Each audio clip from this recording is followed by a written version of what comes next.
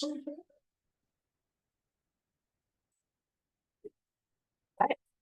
evening, everyone. Welcome to the EAB meeting. So we'll first call the meeting to order, and then before we hop into the agenda, we'll have Heather go over our voting rules and guidelines.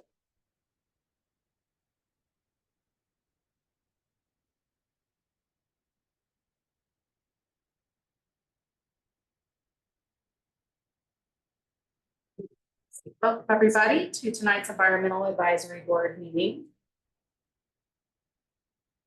My name is Heather Sandine, and I have with me Karina Gonzalez, who will be serving as the technical host for tonight's meeting.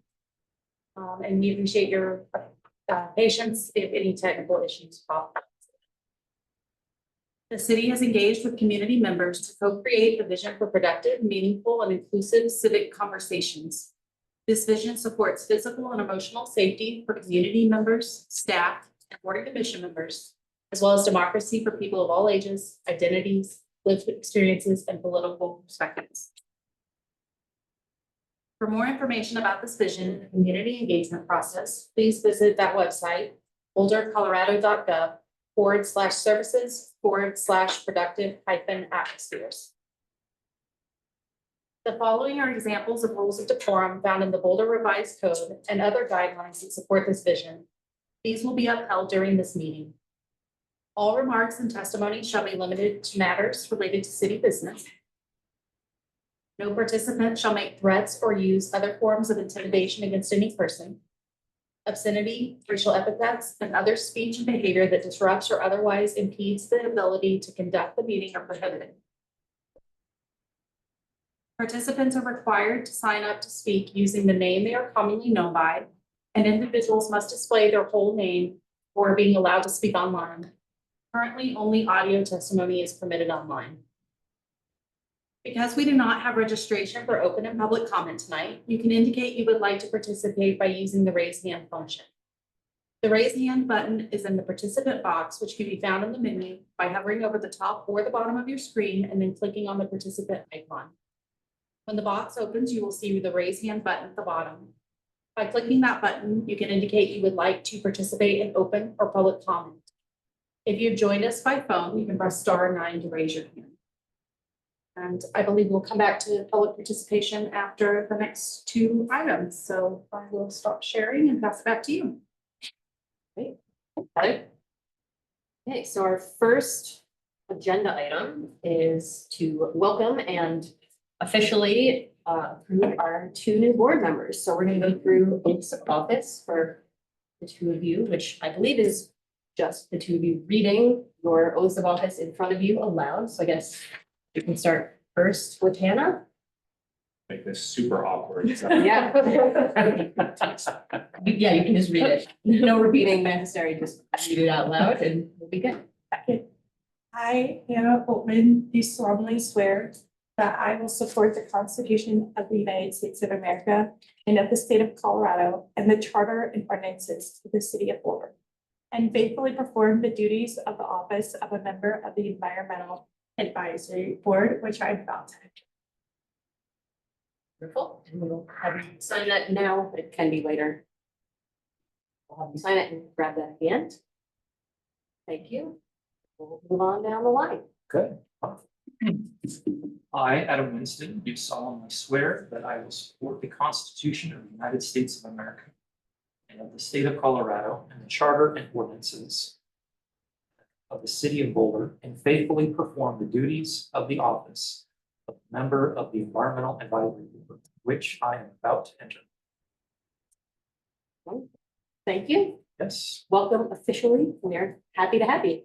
Emotional. Okay. Unless there's anything else we need from that, I think we're ready to move on to the approval of minutes. Okay, so I will motion to approve the minutes from the March 5th meeting. Anyone second, which now that you are official members, you can second these motions. Okay, I second. Great, thank you. Okay, take the vote. Second, fourth. You can have third, you can have fourth. No, as long as you get second, then that's fine. No, but don't we approve the motion? No? Yeah, we do. Yeah. All those in favor. All those in favor? Great. Motion passes. And we have nobody online for public participation, so we can start. On to our discussion items. So this, we'll pass it over to Jonathan. All right, thank you. Welcome to the two of you. I'm really excited to have you here tonight. Just for the record, Jonathan Gowan, I'm the Director of the Climate Initiatives Department and the staff liaison to the EAB. I've been with the city since 2006, so a very long time. I had a little hiatus away from the board and I'm really glad to be back. And it's really fun to see the new, I guess, the new skill set and gifts that board members bring to our conversations. So again, I'll just say how excited I am to have you here. If it's okay with the board, we're going to flip-flop the two discussion items tonight. That is just to give a little gift of time to Jamie, who is here to talk about some of the work that's going on in our department, specifically with the plastics program in our circular economy area of work. And tonight, just because we have two new members, I just want to encourage you to ask questions as we go. I'll try to just interject a little bit of how we manage the flow of some of the staff side of the presentations and the items that we bring before the board, so you can kind of get into the groove a little bit. We thought it would probably make some sense, and tonight obviously is just a lot of presentation. You're going to hear a lot of talking, and I'll apologize in advance for that, but thought it would be a useful exercise to go through and give you some grounding on some of the work of the department. But I also want to preface by saying that we always, and I think many of the advisory boards find themselves in this interesting space of being an advisory group to city council on policy related issues. But obviously, we're most connected between our department and the work and the charter of the EAB. So we talk a lot about the work that's going on. We often bring programmatic things to you for some thoughts and input. But ultimately, we want to figure out how that translates into advice to city council on policy related items. And so you'll hear me say this a lot and be very vocal about just, well, and I'm fully open and welcome to advice and feedback on the programs, but there's always this kind of delicate balance of programs versus policy. So I preface that by saying that tonight is a lot of updates on programs and really the architecture of the department. But I also want to say that climate, sustainability, resilience, environmental issues does not live with one department. It is across the entire organization. It sits at the very highest level around the framework and how we invest our resources. And so I'll talk a little bit about that when I pick up after Jamie's done. So I'm going to let her kick it off. And again, this is an update on one particular program that we're really excited to highlight in one of the program areas within the department, which is our circular economy area. And Jamie can introduce herself as she manages that group. How about that for Tia? Perfect. All right. See if I can figure out how to share.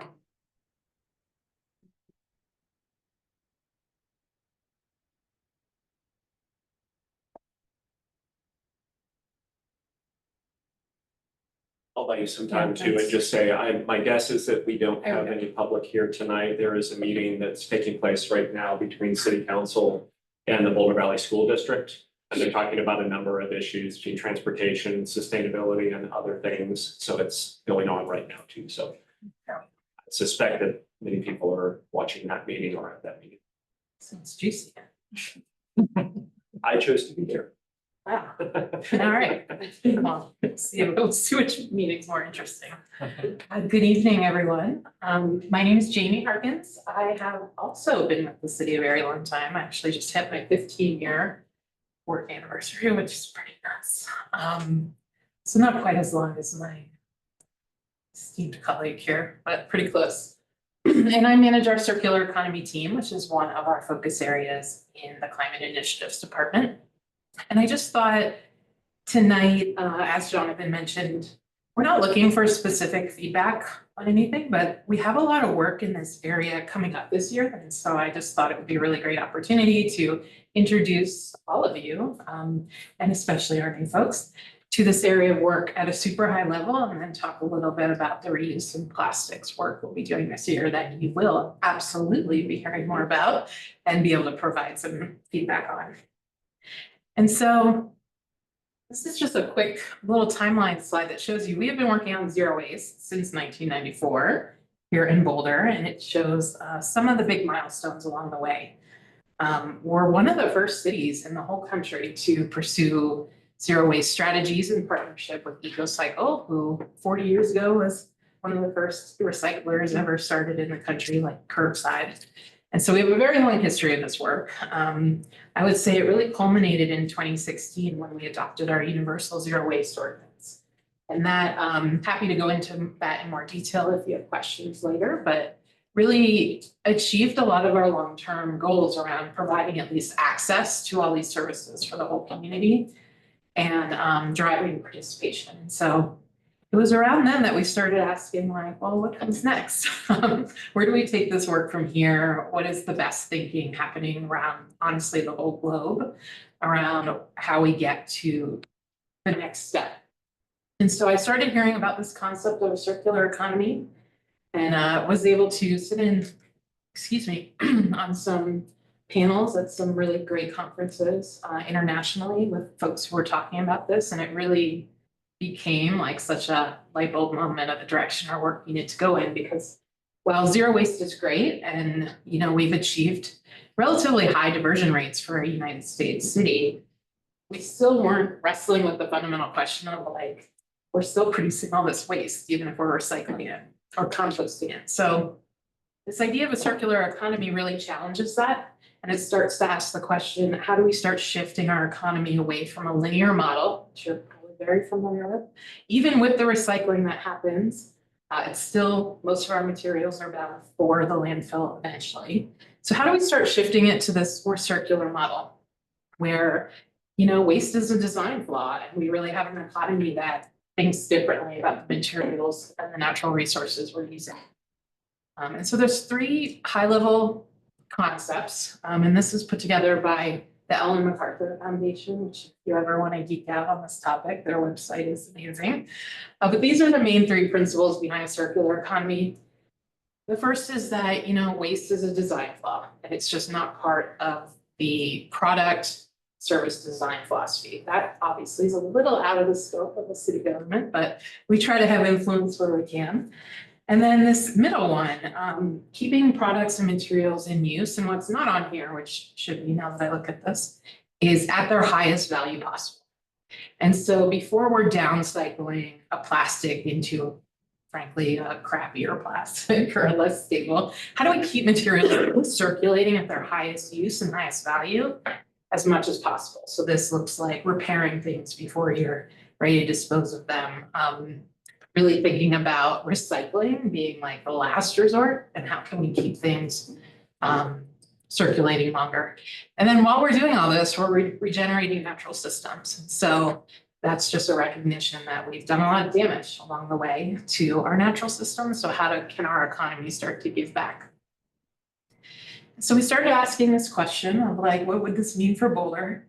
I think this was around 2018. And we engaged a group of consultants out of Amsterdam named Metabolic to ask this question. They did a great report. I'm happy to share it with you all later, called Circular Boulder, where they did sort of an analysis of our material flow within the city and tried to look at where things were going and where they weren't. And it also had a roadmap in there that did inform some of our early strategies, but the biggest learning of the report is right here, which is if you count up all the emissions embodied in all the products and services we use in Boulder, that those emissions would be larger than all of our other local emissions combined. So all of our heating and cooling, our transportation, all of that. And so it really is like a wake-up call of how much what we're consuming on a daily basis has an impact on the planet and climate change specifically. And it really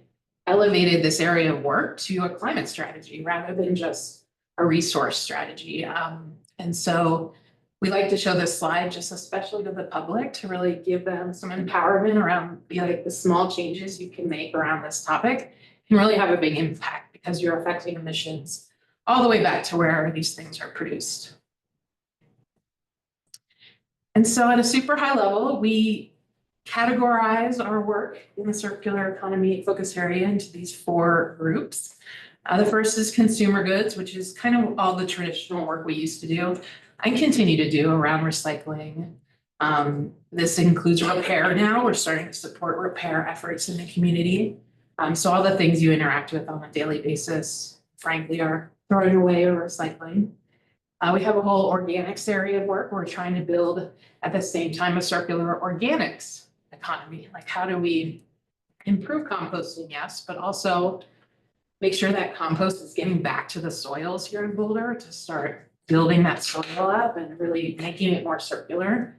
We're looking at some biochar pilots, just any way we can interact with the organic economy, or it is an economy, and really get those resources back to Boulder. And then buildings is a huge one. We could have a whole meeting, and happy to, in the future of our buildings work, and this is specifically around deconstruction. So a few years ago, City Council, about 4 years ago now, adopted a deconstruction ordinance.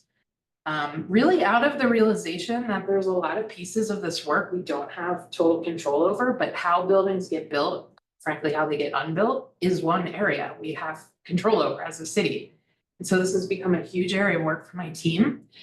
And we require 75% diversion of materials for recycling or reuse from any project, commercial and residential, that is being deconstructed in the city. So we don't, I mean, I guess you could say we do have demolitions still happen with folks who are just decided they're not going to comply, but complying with the city ordinance, we have no demolitions anymore. And frankly, I think it's only happened once in the last 4 years that's actually happened. We're achieving 75 to 85% diversion on all of our building projects right now. So it's really an incredible success story. We were just talking about it at the Circularity National Conference last week in Denver. My team member Emily and I were there. She was talking about our successes in this. So it's getting a lot of national attention. We are also the first city to directly reuse steel beams out of the hospital that was deconstructed into the new fire station. So that's also a really great thing to celebrate. Oh, yeah. I have a question. With the consumer goods, how are you aligning with the state of Colorado's extended producer responsibility? Jumping ahead. Oh. I will, no, it's totally Yeah, fine. I love that you know about it. Oh, I was just gonna I highlight, it's gonna highlight that law Can I do in a it? minute, so I'll, Okay, because I know it's specifically tied to consumer goods for the first year. In addition to biochar, do you know if there's like digestion? Yeah. Exploration? not right now. I don't know, do you have any comments? It was kind of a third rail topic for a very long time, I'll just be honest, waste energy, it kind of still is. It is. Anaerobic digestion, I think, is different. but- It is, yeah. The waste to energy conversation is one that is a little bit polarized, not just in Boulder, but in the state of Colorado. Because we have mature markets for a lot of goods to be recycled and reused and repurposed. I think there's a little bit of controversy on whether or not that's the right thing to do. And as generators, and I won't get into this too far, but the ability to bring online an energy generation facility is a little bit more difficult from a regulatory standpoint in Colorado, what you can and can't do. So it would be a partnership with a utility or a partnership with a private investor who then partners with the utility. And so it's a little bit difficult to do that. So it's been something that, as Jamie said, is a little bit of a regret. But the anaerobic digestion is something that has been not, I wouldn't call that a third rail. No, The question is, It's on our radar for sure. yeah, especially now, and one of the things we have talked about with the board previously is just some of the organics, the changes in organics collection at the state level and in the regional level. How do we want to respond to that? And Jamie's been leading a lot of really incredible work with Boulder County and others to figure out what comes next in terms of the right infrastructure that we need to continue to do really good organics collection. And, in vessel and, anaerobic digestion is obviously one of the options that we would consider. Do you have expertise in that? I'm gaining more knowledge. I'm very Okay, cool. interested in it. Awesome, great. So. I was like, if so, I'll pick your brains. No, thank you for the question. And then just our fourth area, which I'll be talking about more tonight, is our reuse systems. And so this is really, how do we advance reuse as a city? You know, one of the areas like buildings that we do interact with are all the consumers and all the residents and employees in our city. So how do we facilitate a transition to more reuse? And then, yes, I wanted to highlight state policy. Within all 4 of these areas, we are heavily engaged in the legislature and have had some really amazing success stories. We had a whole session last week at Circularity about the journey of Colorado in legislation. That was really honestly emotional for me to just listen to, because we've been working a really long time and we're now a leader in the whole country for state policy, which did not used to be the case just even like a handful of years ago. And so I did want to highlight one of our huge wins, which you mentioned, was the extended producer responsibility bill. And this really was a win in that a lot of the communities in Colorado frankly lack any kind of recycling infrastructure. It's very hard to make the economics of this system work in this state outside the Front Range. And it really was a belief that like the producers of all these goods we consume should bear some of the responsibility for managing them. And so this law actually kicks off next year, 2026. We did lobby in support of it, and all those brands up on the screen actually ended up supporting it because they want these materials back. They want to meet their own recycled content goals. So this is focused on packaging, and it does place a fee on any producer in the whole world that is selling an item in Colorado based on their packaging. And that money will go into, it's called the PRO, the Producer Responsibility Organization at the state, to pay for universal recycling for the whole state of Colorado. And so this has been super interesting to interact with. To answer your question a little bit, I'm not on the board designing the program, but I've been listening in, and as a city, we've been weighing in. It's super complicated. I haven't seen the final version of like the plan that's going to be implemented yet, but we definitely are engaged. We actually have been really more engaged on the side of how do we get reuse in this conversation, and how do we fund reuse infrastructure as part of what that money goes towards. So yeah, it was the talk of that conference last week too. All these big brands that were there, like California and Colorado too, that are coming online with packaging EPR. And so, sorry, that stands for Extended Producer Responsibility. And so it's a hot topic, and all the big brands are trying to figure out how they're gonna make it work. But we're definitely engaged. It's on the city side, it's a lot of conversation around like, because Boulder is an open market, you can hire any waste hauler you want. Most people hire Western Disposal, but how do we actually get the money like through the city to the hauler? Like, it's a lot of like logistics right now, and like nerdy conversations of figuring out how it's all gonna work logistically. But I can't wait to see how this rolls out and see what kind of difference it makes for our state. So we shall see, more to come. For reference. Yeah. What was the timeline, and just to give like a sense of the work behind this?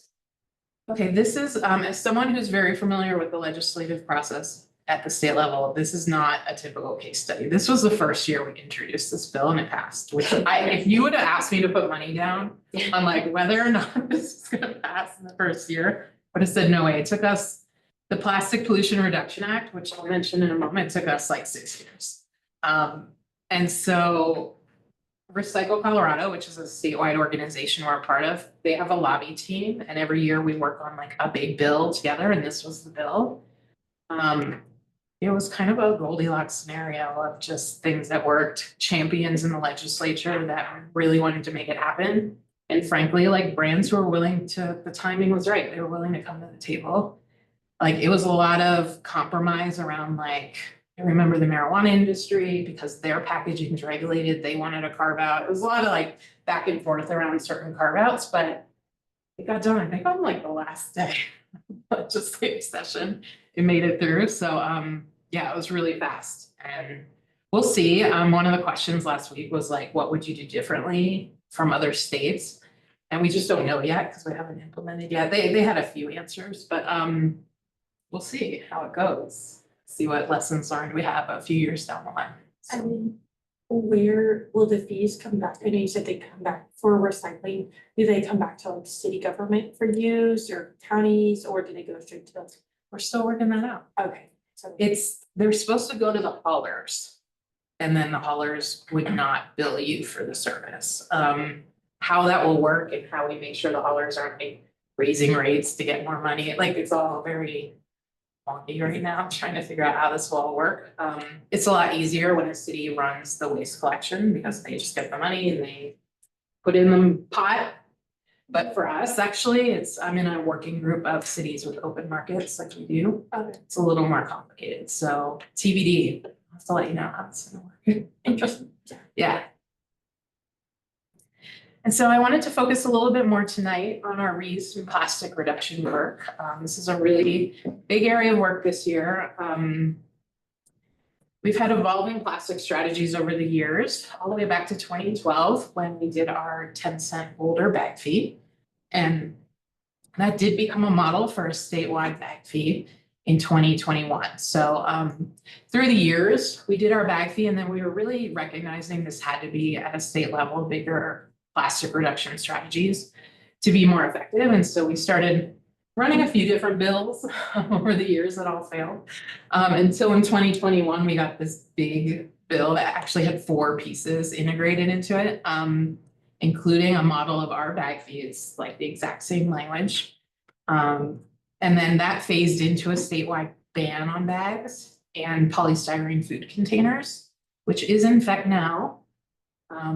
I know there are people still using it, not in Boulder, but I've heard it's because the state didn't put any enforcement resources in this, but word is getting out that these things are banned. And so that was a huge win. And then the piece of this bill that's a little wonkier that we specifically in Boulder lobbied for many years was a repeal of not exemption, what's the word? Preemption, sorry. There was actually a state preemption saying cities could regulate plastics, we couldn't ban them. And so that's why we did the fee back in 2012. And so this act in 2021 repealed that. And so that was a really big win for us. Didn't get as much press, but it was very exciting in that we could finally, as a city, pursue our own regulatory answers to this plastics question. And so that's what we are doing right now. And then my final point here is, Jonathan mentioned the limitations on what we can put in our compost, which I'm sure you're all familiar with. And really my team and I, when we discussed this, we really saw it as an opportunity. Don't get me wrong, it really stinks that we can't compost our forks and our coffee cups. But at the same time, it really provided us an opportunity to push reuse as much as we can. Like, compostable items are no longer an option for you to properly compost of when you're out and about. So let's try to really accelerate this reuse piece. And so that's why we've shifted a lot of our focus towards supporting, especially the restaurant sector right now in reuse. And so this is a little busy of a slide, but really all of this capturing is all of our financial incentives. So we started back in 2021, providing some direct funding to a startup that was doing reusable takeout containers called Repeater. They were later purchased by Deliver Zero, who's still operating here in town. They apparently are now being acquired by someone else, so the name will change again. But in addition, we have some really aggressive, quite frankly, compared to other cities, direct incentives. So we provide $2,000 to any business in Boulder who wants to either adopt a service like Deliver Zero or install a dishwasher or buy durable serviceware for their eatery. This is a $2,000 initial. Yeah, it's like a grant. It's been really popular. And then we are also funding a lot of event incentives. So we've been partnering with a company called Our World. Excuse me. Used to be called Our Cup to do reusable cups at some of our largest, actually last year, all special events.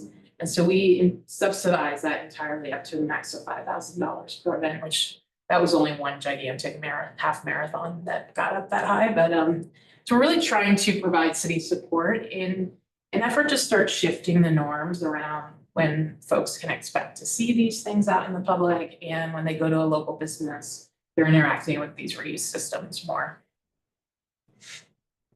And we're really doing this through, as I mentioned, some private public partnerships. So I mentioned Deliver Zero, Up top, there's Our World. They have been fantastic to work with. They mainly focus on venues, so closed systems, like a lot of the concert venues in Denver, Red Rocks is using them now. Our venues have actually been a little slow to adopt internally. Our Cup, we're trying to get like the Dairy and Boulder Theater online, but we've been using them for the event side more so, where you have a closed event and you can control where those cups go. And then Hiccup is another a company we just started working with last year. They do the collapsible silicone cups for the marathon. So they came into town for the Boulder-thon.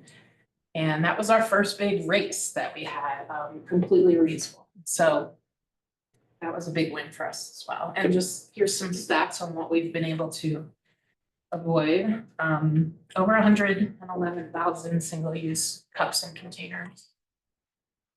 Over what period? This is to date collectively, so I would say the last 3 years. Is when we've been working with them. Is the board of Oh. going to adopt that? They have not wanted to. So we can talk about policy later this year. We haven't been able to require that of folks. Policy and persuasion. Yes, I've done one. We've been trying to be very generous with our funding to try to encourage them, Have but you um, found, or based on what Boulder-thon found incentivizing? That has, I obviously have not translated from Boulder. I assume you're just trying to figure out the right incentives and speak the right language in some way. yeah, I will say I'm sorry. Oh, just for events, or like you said, in-house, like the Boulder Theater, that there's different language and incentives to use. Yeah. Things. I'll get to our challenges and barriers in a second. One of them is just frankly, like, it's a new thing. People don't want to change and they're very busy. And there's a status quo involved with like how we currently serve our beverages and food and don't really want to change that. So I will say the organizers of Boulder-thon came in like, how can we do this? Like, they were very personally motivated to make this like a no waste event.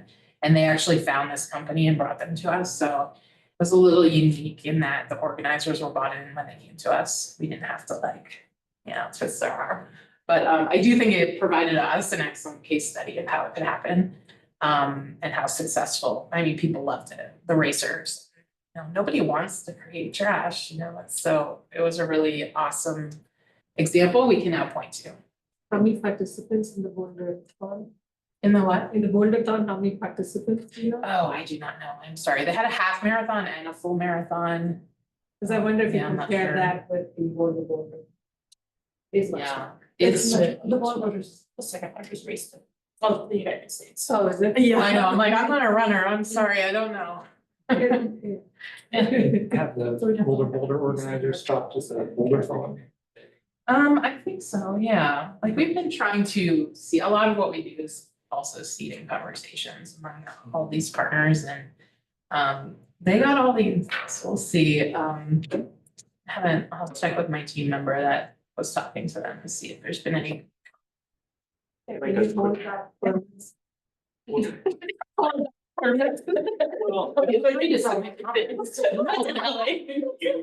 an interesting point. I just wanted to raise this comment that it's easy to kind of start from the bottom and pick off the bigger events, but there's also a different approach, which is looking at policy and regulation for special events that are held in Boulder. And I will just say, one of the items that's probably going to come to the board, I don't know if it'll be this year or early next year, is in this space, because we have this opening now with Sundance and we're deeply involved with the organizers around we're not interested in greenwashing, we're interested in really creating a model that is addressing the impact of bringing a good number of people into our community. And I think waste is such a key focus of that. Waste, transportation, opportunities to connect with community. There's a lot of key focus areas that my office is working with Sundance on. And so I would see that we're going to be able to move this forward maybe in a more holistic way in the upcoming year. And I think the board would have a pretty strong role in that. And so like, just from my understanding of like what the policy would look like in this case, it could be, as drastic it sounds, not saying we're limiting permits, but making sure that like there could be requirements. There But could there are are. city of Boulder, Yeah. it's like throwing out, kind of getting an understanding of the policy. We've already done it. Our universal zero waste ordinance actually has requirements for any special event that Okay. pulls a special event permit. That they have to provide recycling. We are not currently enforcing the compost requirement because of the problems we have Yeah, with compost, but they are already required to do certain Are things. So there- if they're pulling a permit, that's sort of our leverage to say, okay, we'll approve your permit, but here are the requirements. are there similar, other cities who have similar policies that we could look to? Yeah, absolutely. Around events, I'm not as familiar. I haven't heard of any. Like Denver has a lot of event incentives, but they haven't done requirements yet. There are some, we work really closely through some of our networks, and a lot of times it's anchored to some big event. So we're talking right now with our good colleagues in Seattle, they're gonna be hosting FIFA, so thinking then about how do you, when you have such a large event, what does it look like? Do you just talk about certain venues, is it across the board? And, you know, it's complex.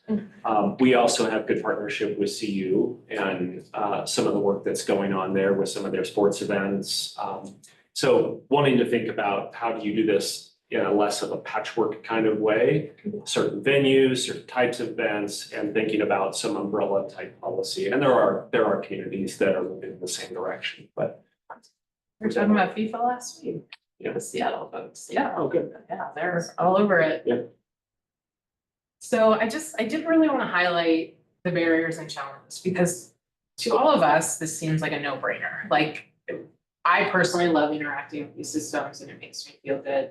I will go out of my way to use a reusable system. A lot of people will not. And so this was a lot of our discussion last week at Circularity. We had a whole panel on barriers and challenges with some of really amazing insights, none of which were a surprise to me.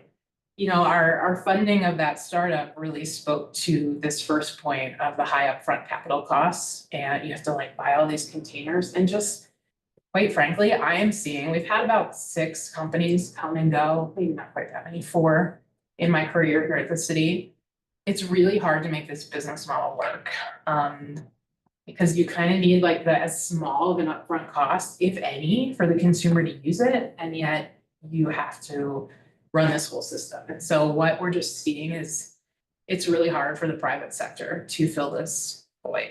We're still trying. We're not in a place yet where we have an alternative to that, although we're talking about it. But it's very, very difficult. You need density, you need a lot of people using it, and that's just really hard to get going. I heard a lot last week about how critical it is to achieve 95% plus return rates. Otherwise, your agriculture is not working. And that was really spoken to by the folks. This picture on the right is actually, I had never heard of this, the Petaluma Cup project. Did you know? I've heard about it. I know about it. So Closed Loop Partners came in and funded a 3-month pilot. It was only 3 months where they had most of the city eateries using reusable cups, coffee shops, cafes. And they had 60 of these return bins all around it. And the city's like 30,000 people, so it's smaller than Boulder. But this was the key of like being able to return that cup, like wherever you went around the city, was really the key to the success of that program. And it sounded like it went really well. They had the panel had Coke, Pepsi, Starbucks there. They just engaged in this project. And so yeah, I just got the report of the findings from this project that I'm gonna read through, but that's the critical piece, is getting them all back. Logistics and transportation, wash hubs. Right now, our big wash hub is in Denver. And so our companies that are working in Boulder have to wash everything down there. So we're talking about how we can maybe help with that. And then just, like I said, the status quo of how easy it is to just dispose of things. The consumer culture around, walking down Pearl Street, I want a coffee, I'm just gonna get one. And so that's a lot where we as a department think about reuse and circular economy solutions have to be as convenient as disposable, because otherwise they're just not gonna work. A lot of the companies I talk to want to come in and charge like a $10 deposit on their dinner takeout container. It's like, that is a family of 4 that's just never gonna, you can't upfront that kind of money. And so we've seen these evolutions in the model over time, and it's still not there, but folks are very smart, people are working on it. Question. Yeah. With that 3 month trial. Mhm. Do you know what time of year they did it? I imagine that could impact. I have to look. I have the report in my Reading. inbox. Okay. Haven't read it yet. I think, I mean, looking at the picture, it looks like warm weather, but it is California, so actually, I don't know. Sure. higher tone during the summer. I wonder, I don't know. And so finally, to get to the point where you all will be involved in this conversation later this year, we have received council direction when I mentioned that repeal of the preemption that we achieved in 2021, that didn't actually take effect until last year. And so but we are now able to put in place additional regulations on single-use plastics, and council has asked us to bring them some options. We would like to incorporate, and we have talked to them about this, some reuse language in that, so not just talking about plastics, but how do we encourage reuse as well? There are some models around the country of cities who have required durables for in-house dining, but that's it. They don't take on the takeout question. So there's lots of, it would be getting into the weeds this evening to talk about all the different ways we could do this, but we will certainly be bringing what we come up with to you all for your input as far as what options we're going to talk to council about later this year. In the meantime, we have some exciting things going on that I wanted to mention. We're in a data gathering phase right now, an engagement phase with stakeholders. And we have two things happening. The first is we're partnering with Chart Reuse, who has developed a tool to help, say, a coffee shop really work on the economics of switching over to a more reusable options and like the return on investment. So our team that does business advising, PACE, they're actually doing some case studies for us right now, working with some Boulder businesses to model out those economics so we can bring that to council. You know, 'cause we know their question will be, what will this cost in business? What does the ROI look like? What are the environmental impacts that will happen from any kind of transition? So we're doing that with the businesses.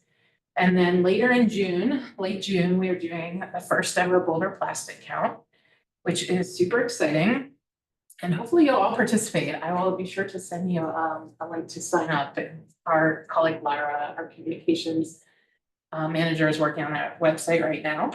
But this was really modeled after something I saw happen in the UK. So these are their materials, these aren't ours, but they do this countrywide, which is amazing, for 2 weeks. But they count all of the plastics that come into a household. So it's really a twofold strategy for us. We want the data. We want to know what the most problematic plastics coming into Boulder households is, and that will be really interesting.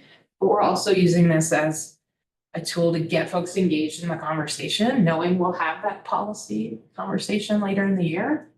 We hear about plastics all the time. For my 15 years, we get emails about, what are you going to do about plastics? And so we're really hoping this gives people a concrete, really actionable way to contribute to the project.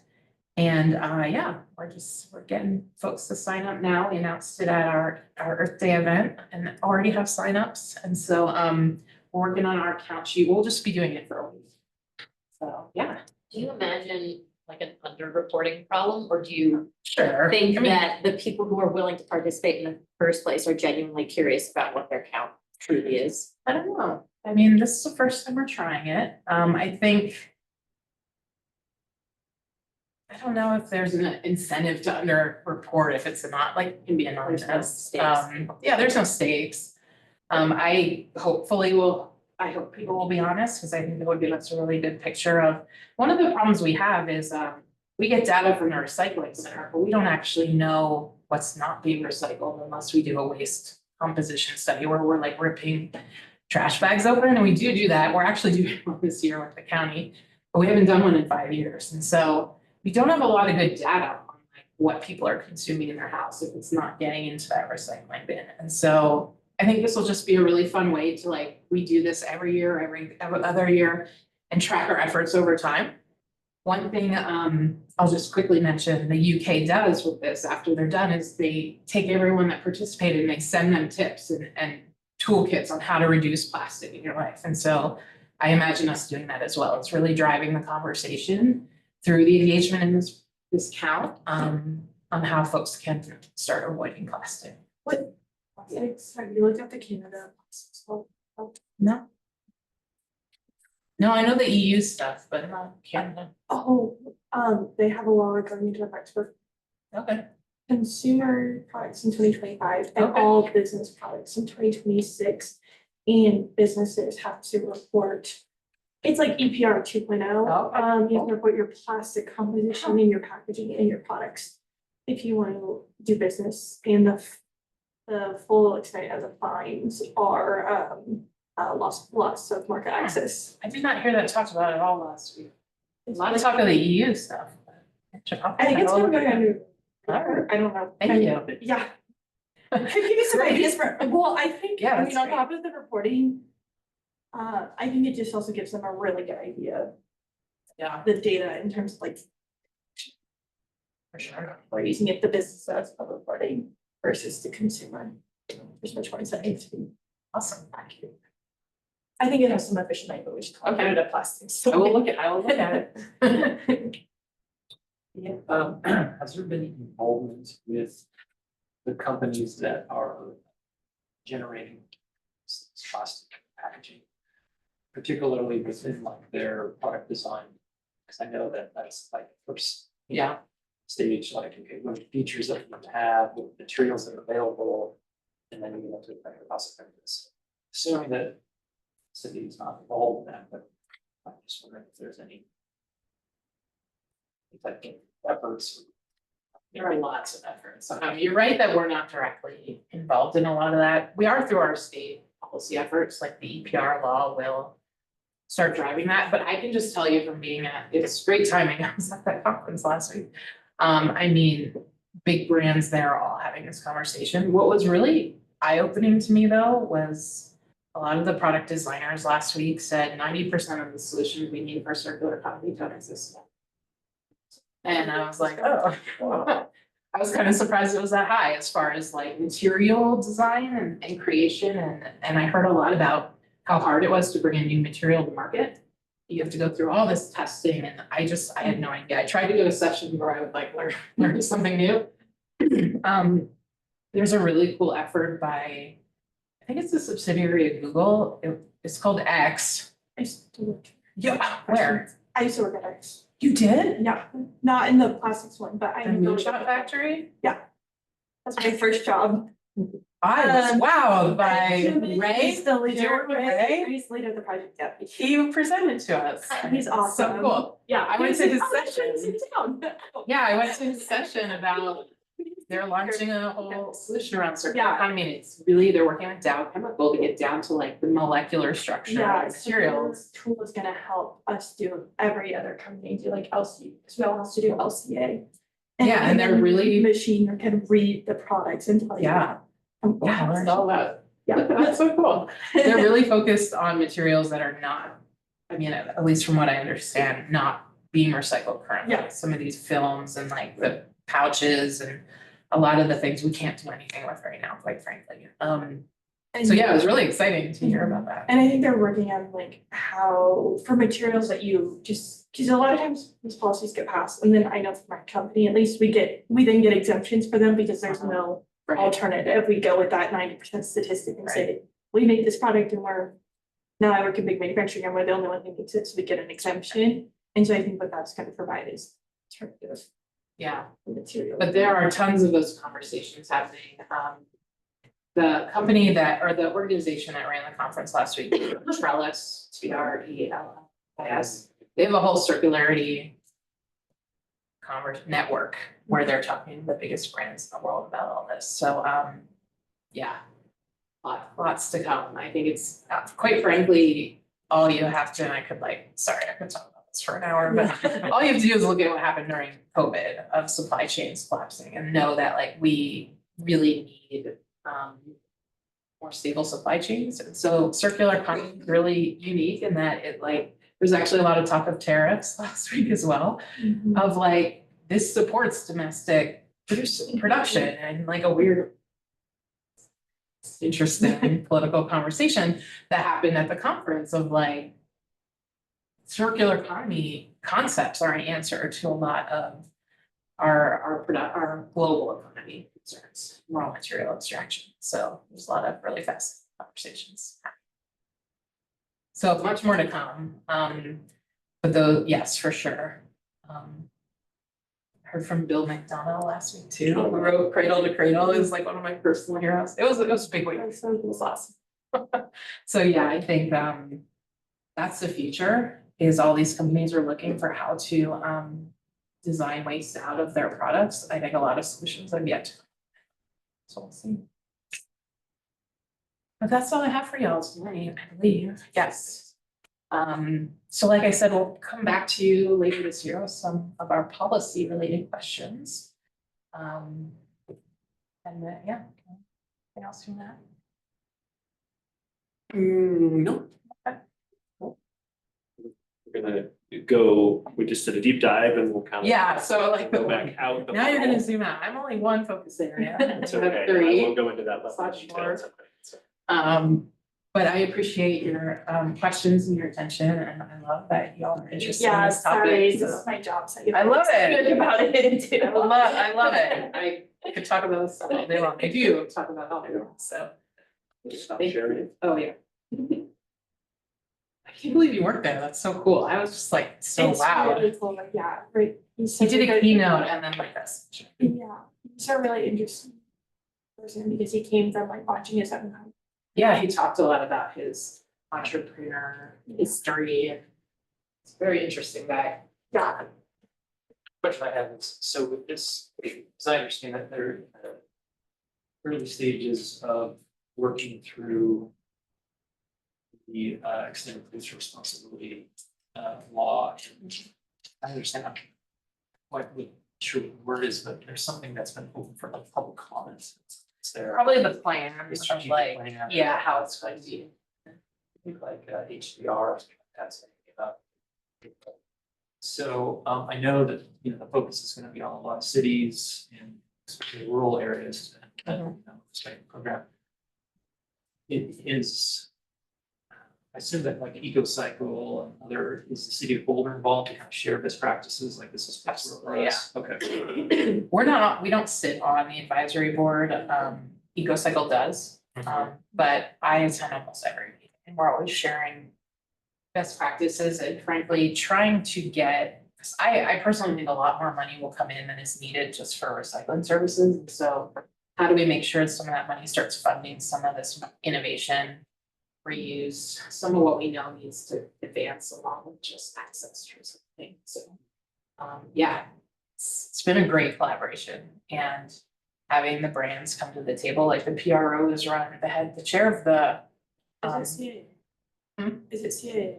Yeah, he's from Keurig, Dr. Pepper, so we're like, you know, it's the biggest producers, so it's really fascinating to watch the process unfold. But much more to come on that topic, so we'll see how it rolls out. Also, if you wanna learn more, CA, the PRO, they do sessions. And Yeah. You can go as a company, but Yeah, they do, I they go, so for my own job, so I can keep you through Yep. up to date, if you wanna know what they. And you will probably, but that's kind of. Any other questions? I love this, like it's circular economy.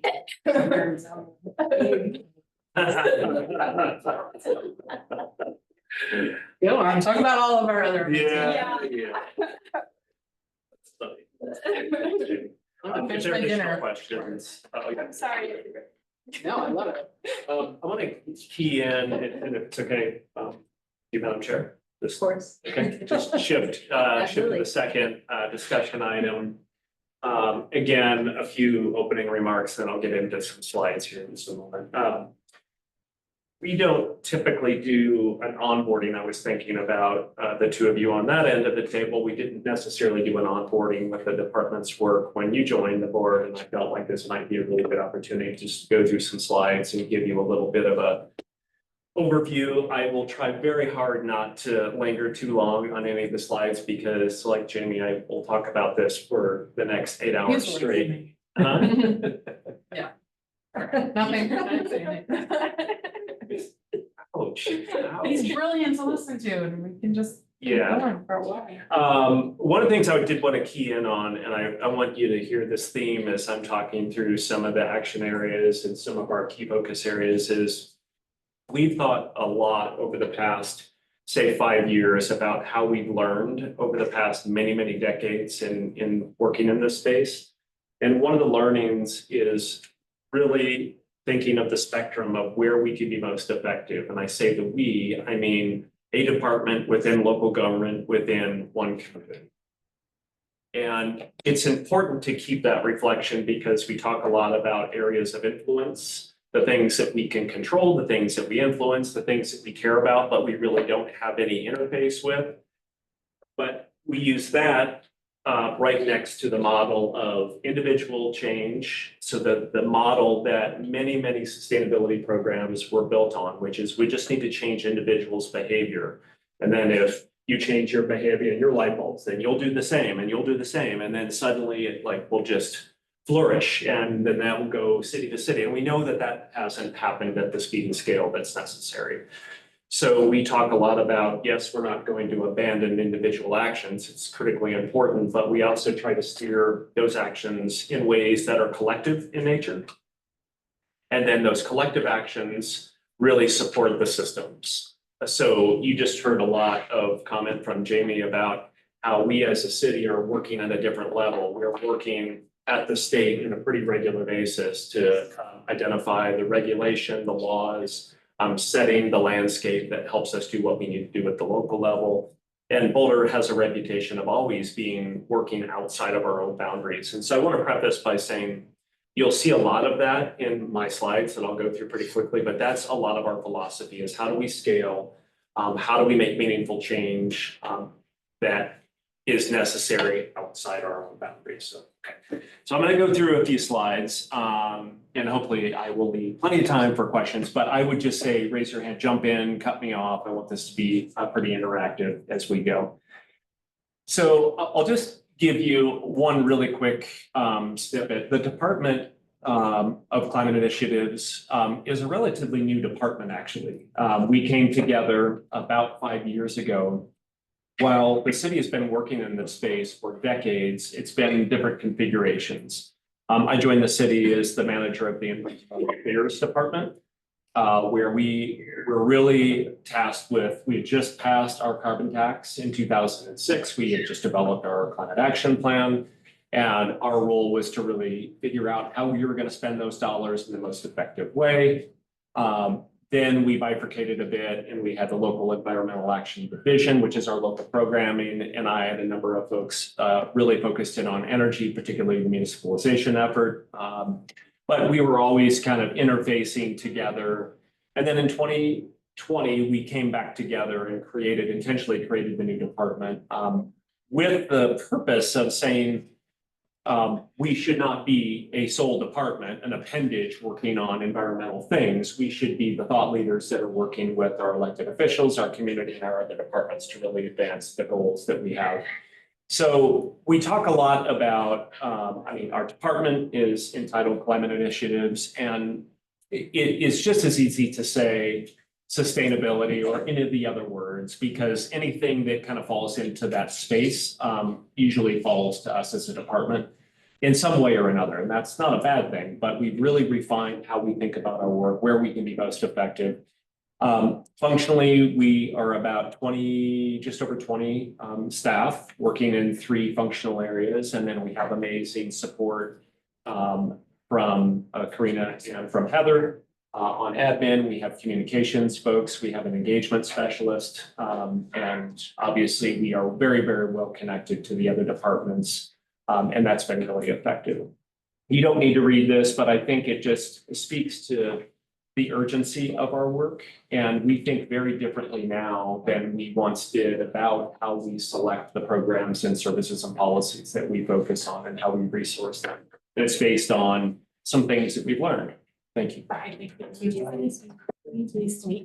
So some of the things that we learned, and I just wanted to pause on these because this is, I think, really been our theory of change over the past couple of years. First is that climate and the impacts of a changing climate are not an in the future thing. They are here and now, which is always justifiably frightening. So we always think this is not a future problem. So how do we acknowledge that we are feeling the consequences today? And we realized that they're not felt equally amongst those in our own community. And so how do we acknowledge that? And how do we identify the most vulnerable and the highest risk community members? And we also know that emissions reduction is not going to be sufficient to stabilize climate. So we really geek out on this. We talk a lot about what's the right metric, the indicator. We really shifted our thinking away from carbon. I know that sounds really profound, but there are a few reasons for that. No one is really motivated by metric tons of carbon. And what we are realizing now is the science is really telling us that carbon follows water. So as we think about water cycles, how critical it is to connect those two. And that's why I'll get into the importance of our nature-based solutions and the work that we're doing there with other departments, parks and open space, et cetera. So I mentioned this a little bit earlier too. We were part of some national studies with some peer communities, and we realized that idea of vanguard cities really being aggressive and showing that they have aggressive goals and they're making progress is not enough. We know that there are really a small percentage of communities across the US that actually have programs or plans. Very few of those are really executing on those plans. And so we need to think differently about the idea that cities are going to be the key drivers. This is where action occurs, and this is where we can incubate solutions. But we have really shifted our thinking in terms of emissions. Emissions reductions really need to happen at larger scales, and it allows cities to focus on values-based issues like building more resilience, thinking about things that people care about more, like happiness and health and joy and safety and economic productivity. And so a lot of our work is starting to pivot away from just using metric tons as the metric for success. And I'll talk more about that briefly. And then, of course, we have thought a lot about how resilience has to be a critical factor in our work. Two big themes, two big areas are, one, what does it mean to think about climate justice and equity? What does that really look like in practice? And how do we think about the adaptation resilience element? And so we talk about resilience and stabilization as kind of the two sides of the coin, so to speak, but resting on the central pillar of equity. So we talk about that as a design principle of our programs. And so we have a resilience strategy. It was something we worked on in 2016, and it was really developed out of a necessity when we were one of the first of the cohorts in the Rockefeller 100 Resilient Cities cohort to say, what does a resilient strategy even look like? And how do you really make that happen? And how would it look different from what we're doing today besides just flood mitigation and wildfire resilience? Like, how do you forecast and recognize that things are going to change in a pretty dramatic way? And how do we actually align towards those changes? Maybe you're getting into this, but what are some of the metrics you're using? Resilience or even qualitative concepts? Yeah, I'll get into it. Yeah, great question. So this is what I was just visually depicting, and we've talked to our community a lot about the stuff on the left is what we describe as climate stabilization, the work that we do generally to align with values, but as a byproduct, it does reduce emissions. And then really think about our adaptive capacity, what we are doing to recognize that we do need to make progress and become more resilient to the shocks and stresses that we're feeling, and then that equity concept right in the middle. We need to update this, but that's generally the idea. The Equitable Climate Action Place I'm really proud of the work that we've been doing here, because it's very easy for communities to say, oh, we're going to do our work equitably. We have an internal team. We have a racial equity plan that the city follows that I'm very proud of.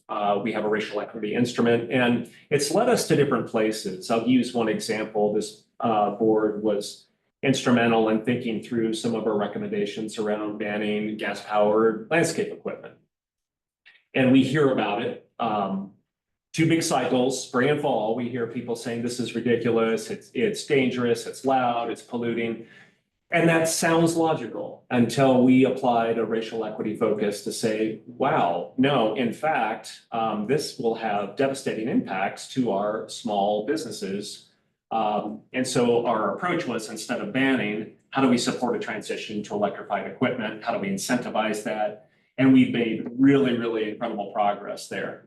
Doesn't mean that people don't still complain because they still make noise.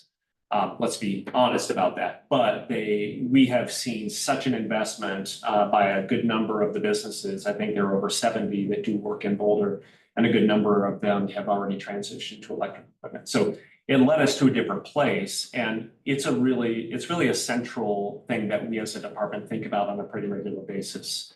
And we can talk about that another time and go in deep on what that actually looks like and how it shifts our thinking. So I talked a little bit about this, but as a department, we're organized in 3 big work streams. So energy, which encompasses a lot. So that's supply, that is mobility, it is a lot of our efficiency conservation work, it's a lot of policy work. We are central in passing, and the board also saw us a presentation on the updates to our energy code. We're talking about our building code updates right now. We're talking about our embodied carbon analysis, which will likely become code, our deconstruction code. So energy is a lot. There's a lot there, and I'll talk about some of the key programs. Our nature-based solutions team, Deborah and Karen heads up, and then you just heard from Jamie. But then we have a lot of cross-cutting work. So to make sure that we're connecting across those buckets, and then obviously outside of our own department, how we're connected into the work of all of the other departments moving forward. And there's so much that happens in that space that is really emerging over the last couple of years that I'm really excited and proud of. So just to show this slide, I'm not one to really wonk out on the targets necessarily because, and that's what these are, we refer to them as goals, but they're really targets. They're numeric targets, they're milestones that we're trying to hit. The goal obviously is to drive carbon out of our portfolio as much as possible. So we do have some pretty aggressive targets to achieve 100% renewable electricity by 2030, reduce community-wide emissions by 70% by 2030. The last one there, we actually already met in 2022, which is 100 megawatts of installed capacity of local renewable generation. We're getting close now to about 150. And so we're already on to our 2030 target, which is 175. And that is purposeful, not just because we like renewable energy, but it really pairs when we start thinking about microgridding, resilience hubs, cost offsets. So not just let's install more solar, but let's do it in a meaningful way that connects to achieving some of the other things that we're now actively seeking to achieve. Field of grid technologies, obviously reliability and resilient energy systems. That's really our key focus there. These goals, targets, are they aligned with the science-based targets? They are. They are. Yeah, and we talk about these a lot, and that's why I think it's very interesting and part of a lot of these networks. One that we're going to meet in a couple of weeks, the Carbon Neutral Cities Alliance, which is a global group of vanguard cities. There are about 30 of us. And for example, Vancouver is saying, well, we are not on target to hit our 2030 targets. Should we change them? And the answer is no. These are science-based targets. This is what the science says we need to do, and not just our fair share. This is not just Boulder. Boulder does this. This is what we all need to do. And so I think it is really important to the credibility of the targets to say, we're not going to change them. This is what science says we have to accomplish, and we're going to do our best to get as close to this as possible.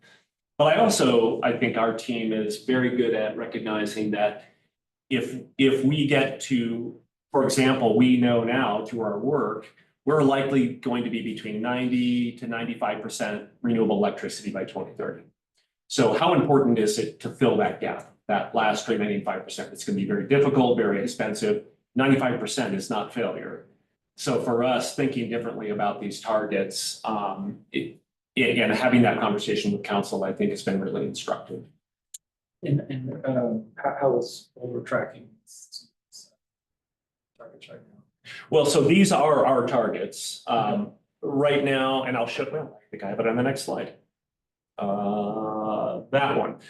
So depending on the baseline that we use, we've reduced emissions we're now at about 45% emissions reductions from a 2005 original baseline. We shifted our baseline to 2018 just because it's the right thing to do. And I will also tell you, I'm going to go back a slide. The report that Jamie mentioned from Metabolic, one of the outcomes of that report was to really understand the importance of consumption-based inventories. So we are one of very few communities in the country that is looking at consumption-based emissions. So those are the emissions that Jamie was describing, not what, if you put the bubble over Boulder, you have your scope 1 and 2 emissions, your energy, your transportation, your waste. But what about all of those emissions that she mentioned from upstream? So from sourcing materials, from transporting materials, from our services and goods that come in, we call it the Amazon effect, right?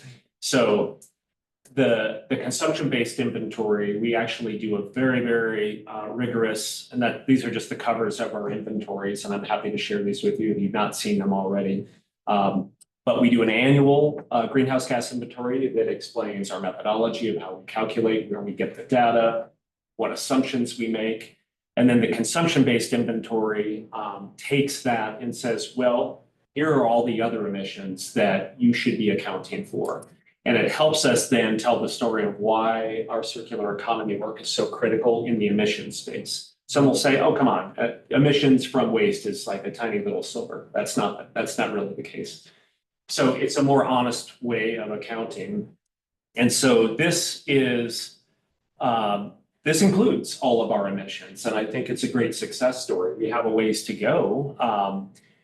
But I think we now know where we can target the biggest sectors of emissions. And again, part of what we are learning along the way, and I'll get into this when we talk about energy, so much of our work has been trying to change the system. So working with Excel, working with the state legislature, working with the regulatory agencies to change the model to get Excel to deliver carbon-free electricity versus us saying, well, we'll just have to use less of a dirty product. And that really doesn't change the emissions of what Excel is doing in terms of a Comanche 3 and their peaking plants. It doesn't change what they're burning.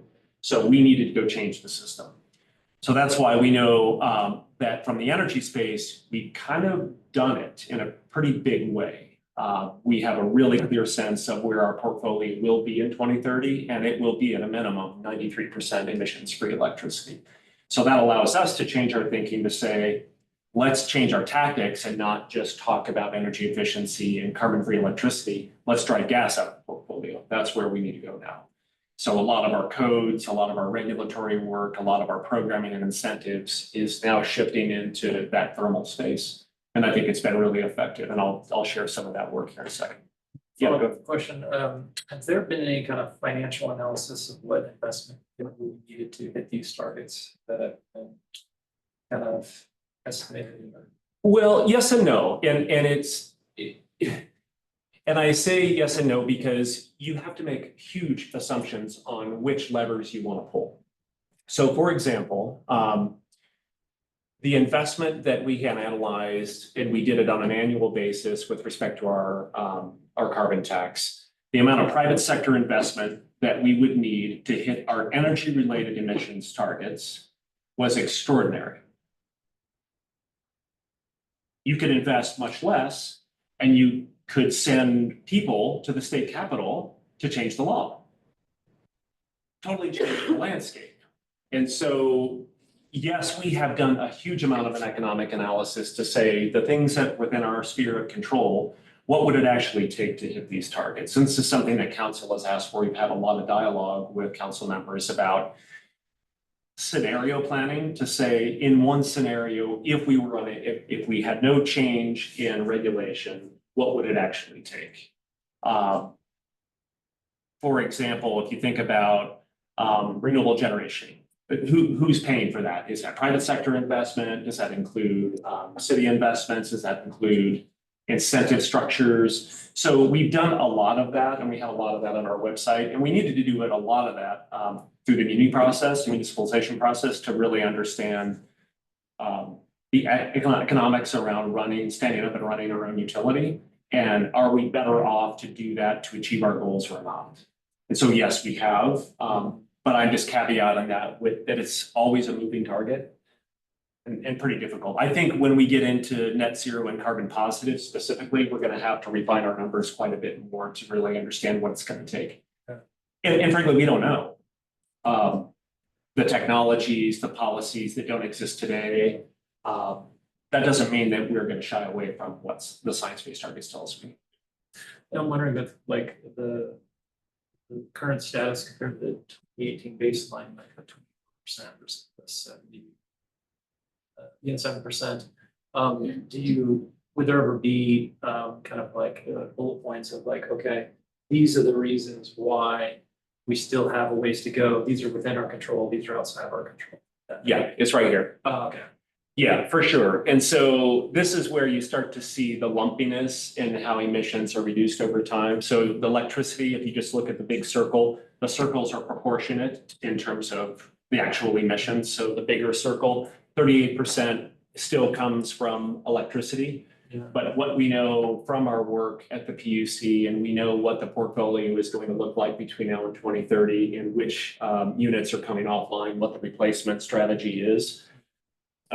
So it's more of a stair step than this like nice line going from today to 2030. Transportation, obviously, you can see will be reduced as we electrify mobility. Yeah. It becomes a bigger portion of our overall emissions, but the actual emissions are going to go down. And that's through a combination of local programs, local strategies, and obviously regulation, both at the state and local level. So that's a package of how we're forecasting this. Gas obviously is a big one. And when I talk here about energy in just a moment, our strategies you can see on the left hand, or excuse me, on the right hand side, really hard to read. I'm happy to share these slides with you. Our strategies really align with how do you phase gas out in the areas that it's easiest to do.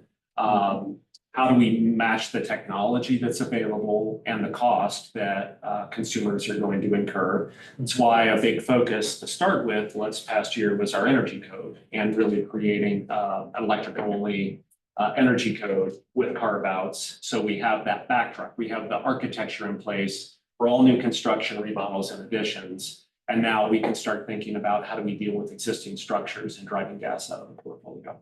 Gotcha. Hey, Jonathan, Hey, can what? you comment on? You want me to go back? Sure, just it's in one of the listed there, the electric grid changes. I feel like that we haven't discussed that too much. Just what does that landscape look like?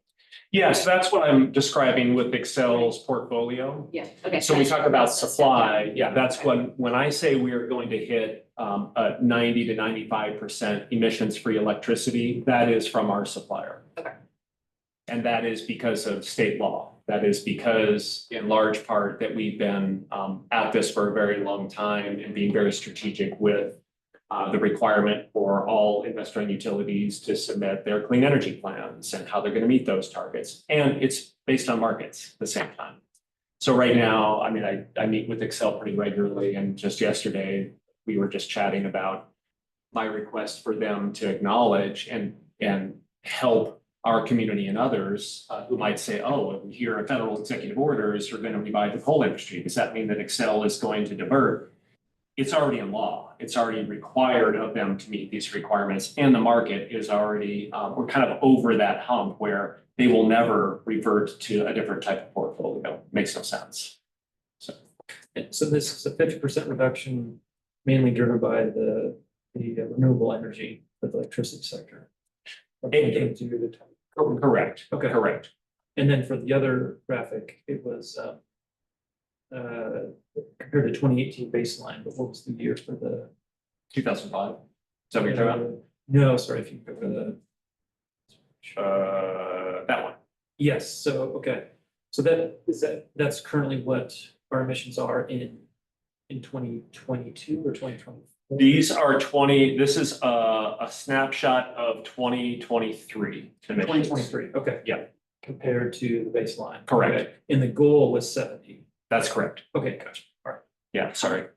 Two questions. Sure. One, how are you thinking about the impact these costs will have on consumers, specifically low income people? And are you anticipating in your conversations, just take Excel, for example, that this will drive costs up, or is the state or city working to reduce costs to consumers? If you could help me understand when you say this, what define this? Yeah, I'll just, I guess all of these policies, but we can start with the electrifying of the grid, like, are you anticipating? Like, how is that working to reduce costs for consumers, or are we anticipating a huge impact? Like, Yeah. thinking that about that equity lens of who can afford this versus. not afford it. Correct, yeah, correct. I'm gonna fast Or forward. with any of these policies, and maybe if there's like, I know there's others, but overall, there's a framework that make sure it's going through, but even it's hard to then enforce those on, like, private partnerships. Yeah, so cost is, when we talk about impact, I was just gonna hop here for just a minute. Yeah. When we talk about cost, I mean, there are costs that we can control and there's costs we can't. The ones that we can't are passed on to consumers from Excel directly and from the other utility Yeah. providers. And so we are very active at the PUC, and I'll use an example of just the wildfire mitigation plan, which is a $2 billion investment. And so we were there as pretty much the only community talking about the appropriate cost recovery mechanism. And I won't go too deep on this, like basically saying what kind of profits should the utility be able to make on this if they pass on to their customers.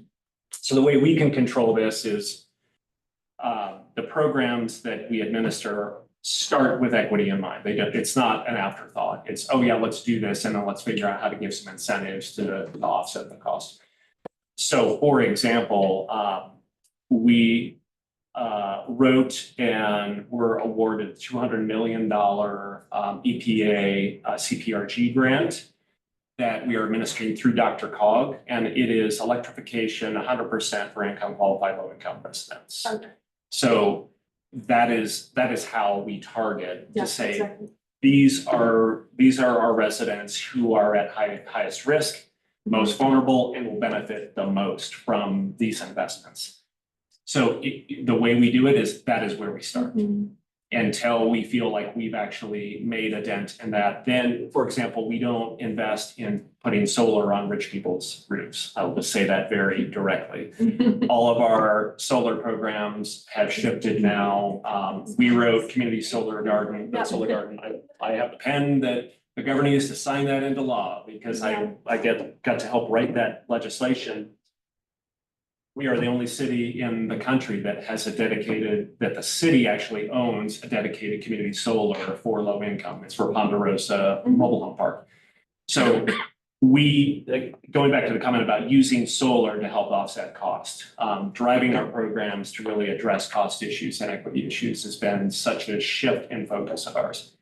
One more example, and I realize that there's no way I'm getting through all these slides.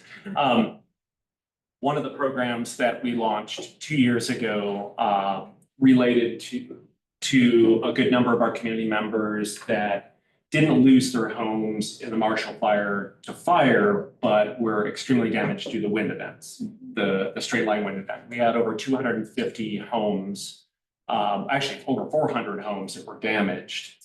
Some of those are still in a state of disrepair, and part of our response to that is these are a good number of our community members, our neighbors who do not trust that government is there to protect them, do not have the ability to apply for certain grants or recovery.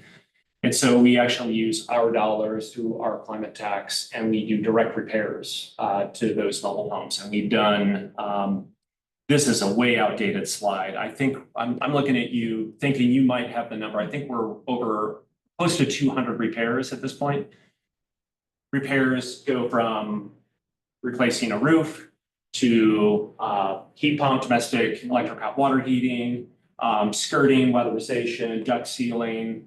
We've actually replaced one mobile home completely that was just inhabitable. So we're using our dollars to leverage the investments that we want to see in those communities and connecting it to our work in our nature-based solutions. So these are many of our neighbors who don't have air conditioning, for example. So rather than saying, let's put in air conditioning, what can we think about not just planting, but growing trees, and how do we support that? So looking at all of the solutions together and then thinking about the resilience aspect of mobility, where will people go during times of emergency in these neighborhoods? So part of this is building the trust that's necessary. And you may have heard some of the work that we sponsor through this fabulous woman here in town by the name of Isabel Sanchez. And so she is leading resilience training in neighborhoods, and we fund that. So she is creating mechanisms to go into neighborhoods and they fill each and every class. What is your go bag? Where are you going to get your medication? Where are you going to go during emergency? Where are your trusted people? You're not going to go sleep in a gym on a cot, so where should you go? How can you learn to trust your neighbors and know your neighbors? And so it's this building community resilience and social cohesion that's been really, really cool. So see, I told you I was just going to keep talking about this stuff. I'm really excited. Curiosity ahead. question, Sure. when you have a major event where there's a lot of damage that occurs at once, Yes. how are prioritizations made in this kind of triage situation where you have anything from replacing a roof to an entire mobile home being gone? You address that. Yeah, well, I would answer it a couple ways. So the city has a very effective and mature model for disaster recovery. We have an entire office dedicated to that. We're a newcomer into that space from a climate perspective. But in a really positive way. We start to utilize our forecasting to say things will look different and emergencies are gonna fundamentally come in different shapes now. So yes, those shocks like the 2013 flood, like the Marshall Fire, but what about those stresses that really expose those underlying kind of fractures in a community? So the stresses around economic impacts, stresses around extreme heat. So we start to bring that into the conversation too, and which has really kind of broadened our whole emergency response and emergency and disaster recovery program.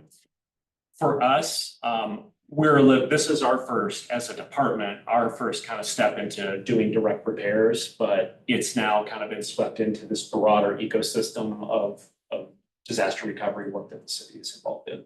So I don't have a direct answer to Yes. that necessarily, Yeah. but it's a good question. Let me see, where do I want to take this? I wanted to hover on a couple of these. This is a screenshot of our storyboard. You heard me make the comment a little bit earlier, and I get really dramatic about carbon. This has been my life, and I just realized, wow, carbon is not what we should be talking about. We should be talking about impact. And so we developed 2 years ago an impact report, and this is a story map on our website that explores the impact that we are having. So when we talk about health, what does that actually mean? How has our work contributed to improving lives in this community? So the story map, there's videos, there's audio pieces, there's testimonials, interviews. There's a whole piece with one woman in Ponderosa who became a subscriber, and we pay for her solar and what that actually meant to her. And it's important because it helps to shift the model away from cost per ton, and that is somehow the metric. And it's all based on really wild assumptions anyway. And I'm not saying that carbon doesn't matter. I'm just saying for our community members, the impact is what's most important. So I'll share this link with you. I'd love for you to just take a look at the story map. We just updated it for the second year, and we're going to continue to kind of build this into a report each and every year. The other piece of our report is just making sure that you recognize the comment I was making about working outside our boundaries. We think about where we can be most effective. We have a lawsuit against fossil fuel majors, ExxonMobil and Suncor, really for the intention of saying, and I can get into this more, I've given the board a couple updates here. And another area, just thinking about policy, we have always historically been the only community that shows up, that we engage at the Public Utilities Commission. We intervene as a party. We have a long history. I have spent more time in hearing Renee than I'd like to admit. But realizing we were only one community that kind of kept coming and like, oh, here comes Boulder again, and we know what they're gonna say.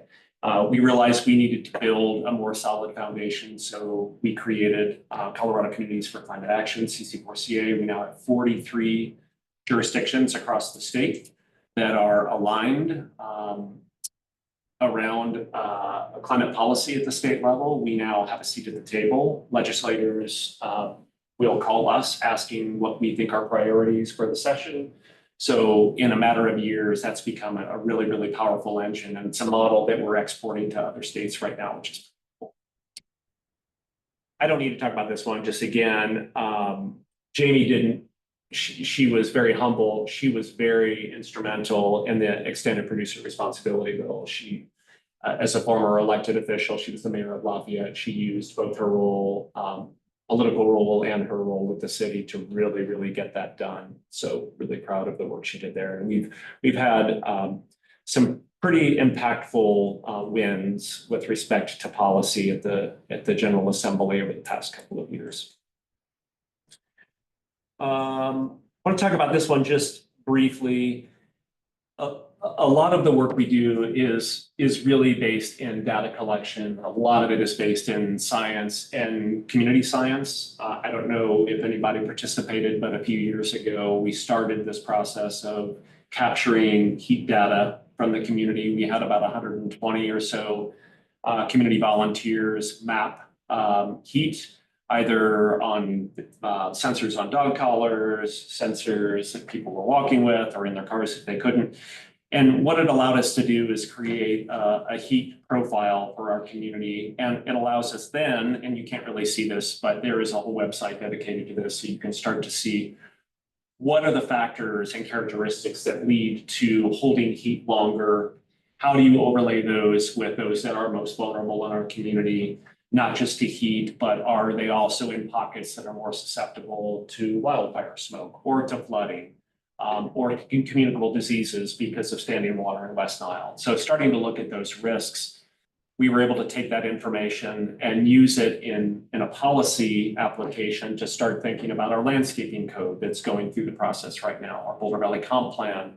How do we think about vegetation, tree canopy, pollinator corridors, and land use design that starts to solve some of the issues that we're seeing around extreme heat. And so we now have a tool that we're getting ready to roll out publicly. I know Brett has been here and shared some of that visual with you. We are now matching that up with a really cool tool that we're doing on wildfire risk too. So looking at the WUI and looking at areas where we actually need to do some pretty serious investment. And starting to think about it a little bit more holistically as a tool for community members to use. How do you partner with the university in terms of these? Do you partner with? All the time. Yeah, all the time. In a number of ways, whether it is through faculty. I'm actually on faculty at CU, so I kind of have that added in. But a lot of the research. Like a natural hazard center. Yeah, at CU yeah. on top of CU. Yep, we work pretty closely with them. We're actually trying to stand up a new center there right now on ecosystems and biodiversity. In, I guess. No, it's not IBS. It'll be a new. Oh, a whole new. Whole new. Yeah. Oh. Stop recording. Don't say anything. Um, Interesting. And then to create partnership for Yeah. research. Yeah. And then with the maps and all that, you're able to leverage yes, There- absolutely. resourcing. A lot of this was done with a number of federal labs too, and some of the heat was actually our own federal labs, but also University of Georgia. Yep. So we worked with a number of research facilities to start to unpack and understand what this heat regime means and what assumptions we And can. then someone I know is the heat czar at the city of Phoenix. Have you looked at their Mhm. research? Mhm. Yeah, yeah. Do you- Mitigation solutions, is it changing like the building materials, or is it more making sure that there's access to air conditioning? Some of this information about common solutions. Yeah, it's a great question. So without zooming in on this and the small boxes over on the right-hand side start to signal, some of this is testing and modeling reflective roofs or reflective asphalt surfaces. A lot of it is around tree canopy or not just tree, but vegetation in general. So shrubs, et cetera. It's not just jumping to well, this is the reddest spot, so we better make sure that people have air conditioning there. We need to do a little bit of typology of the buildings, and we have that already. So we can start to see what options for intervention are. And the tool that we've created allows you to forecast. So basically to put in, say, if you were going to do some veg management in this particular area, what would that look like in 5 years? What would it look like in 10 years? And how does that heat model actually change over time? So we can start to get a better sense of what's most effective. But our building codes and our energy codes those are the things that the city is good at. We're regulators. So we look at those levers to pull, and then we look at the other solutions that are both the things that we can control and things that we can't. So it's leading us in a lot of very interesting directions for sure. And I'd love to bring that tool back to all of you, and I can dig a little bit deeper into what it shows. I'll just touch on this pretty quickly. Alex, your question, I think, about how more of the disaster recovery. So when we passed the last update to the carbon tax, we dedicated $1.5 million annually to wildfire resilience. And what that has resulted in is this really, really amazing cross-departmental collaboration around what does it mean to be resilient to wildfire. It's not just hardening. So right now we're using that group to think about our landscape requirements and not just moving into a space of let's pull out all organic material and put in rockscape. That's not what we want. We don't want to increase heat. So what are the options and what is the science telling us? For example, the state requiring buffers within 5 feet of structures. But what we're learning in coordination and discussion with our colleagues in LA, for example, that in many cases deciduous trees actually deflected a lot of those embers. So can we create a list of plants and materials and vegetation that works and is best suited in those combustible zones? So that's some of the work that we're doing. Really, really great work across many departments to think about how we need to do better at learning to live with fire in different ways. But also not just going to, yes, we have to do prescribed burns and binning, et cetera, but there's a lot of ecosystem and biodiversity work that we can do at the same time. So you kind of hinted at this potential answer. After each fire, maybe not every fire event, but the many fire events that happen across our nation, or even, does this collaboration locally kind of investigate things that may have had impacts, things that helped, for example, block fire travel, et cetera, and kind of rope that into the discussion and what can be applied or useful in our community? Yes, great. It's a great question and point that you're making. In fact, we're doing a conflagration tabletop exercise in a couple of weeks. And I'm actually hosting a panel with the head of, I'm trying to remember what her title is. She was with the State of California PUC. Now they have their own Office of Infrastructure Safety. So they are the ones that oversee and partner with all of the utilities. And so I'm hosting a panel with her and my colleagues in Lahaina and LA and Marshall just to talk about some of those lessons learned. Not just how do we put out fires faster, but what are the more interesting solutions and how do we get multiple departments and our community to recognize that we're now at a point that cities are not always going to be there to save you. And that's a hard thing to communicate, but that the personal resilience piece is a really, really critical piece of the work that we're doing now with our wildfire mitigation plan. Yeah. Just out of curiosity, I would think that, some of the solutions being evaluated that could have had an impact in the Marshall fires. One is like, warning systems, early warning systems for evacuation. Two is probably like cutting the power early. And I know that there's been some forecasting or predictive analytics for, based off of, where the wildfires could travel. Mitigate. Are there any other things that kind of came out of the Marshall wildfires of like, oh, we need to do this? This would really kind of Making it better. Yeah, I mean, I think there's a lot, and without going too far down, and I'd be happy to schedule something that can bring in our wildfire folks too. But we do actually have some recordings on our website with some of the first responders talking about some of the lessons learned. Veg management and some of the drainages and ditches, and greenways. You know, from a utility perspective, one of the things and I probably won't get to it tonight, but that's okay. We were a lead architect in in Excel's wildfire mitigation plan settlement. We had a big press release about that a couple of weeks ago.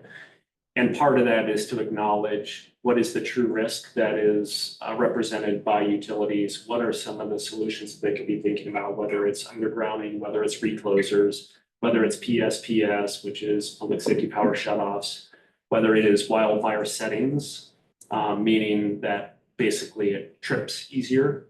So they can, when there is a wind event, Excel will be putting their system into kind of wildfire setting. How they re-energize the system, what it takes to do that quickly and not make sure that you have energized lines laying on the ground. So there's a lot of strategies that I think have been looked at from a risk perspective. There's a lot around the response too. What did we learn from that response? Communications, how people were notified or not, how people were able to evacuate or not, one way in, one way out.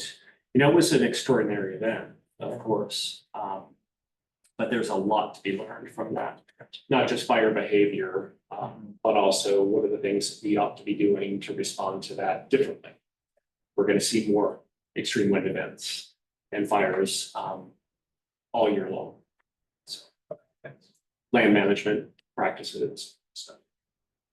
One question I had is, are you doing any type of partnership or work with our indigenous tribes who have Yeah. experience and knowledge of Yes. this manage the Colorado for thousands of years? Thanks for raising that, and not just in the fire space. Yeah, at obviously, all. I know, I had done a little bit of partnership with some Maori tribes ages ago in New Zealand. Responses, which doesn't quite come. I always ask, I understand we have. Yeah, it's okay, but So I you just just wanted send me to- something to read. It's okay. Yeah, for sure. I think a lot of our work as a city, an extraordinary amount of work with our indigenous tribes in the region.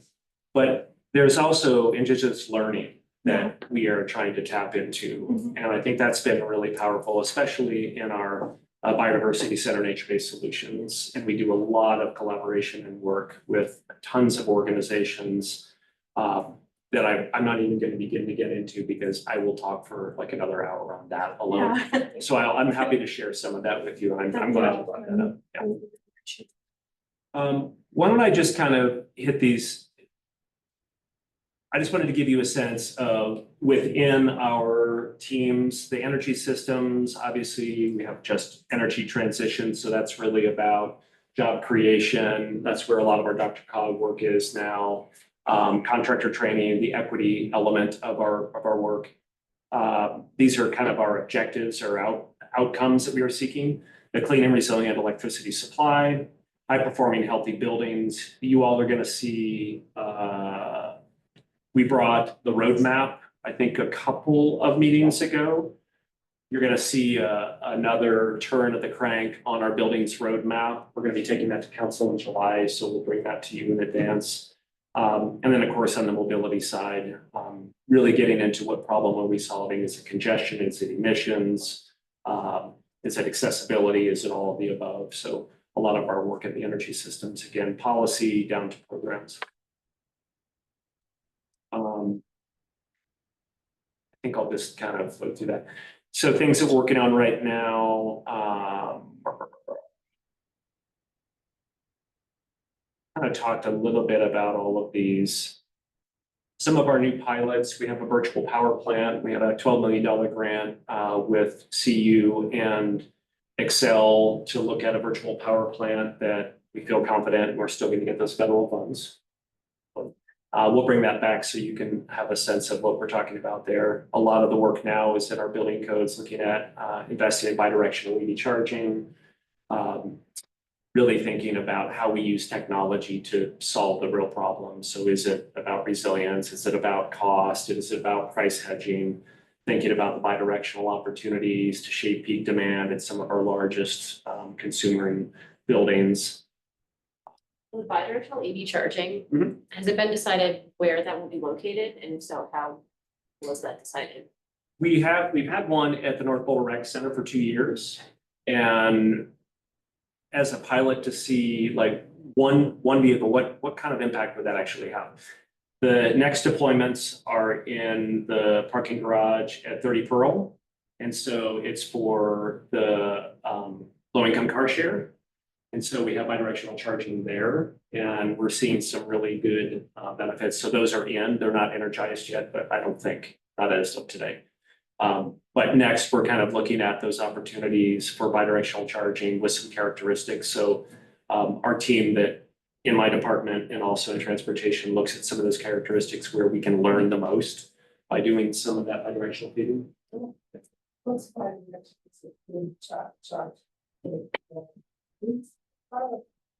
Say that one more time. What does that mean?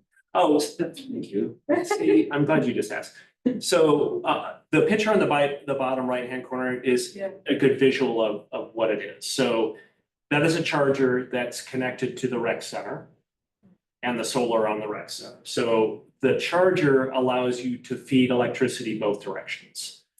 So for example, the configuration of that charger is that that leaf is plugged in.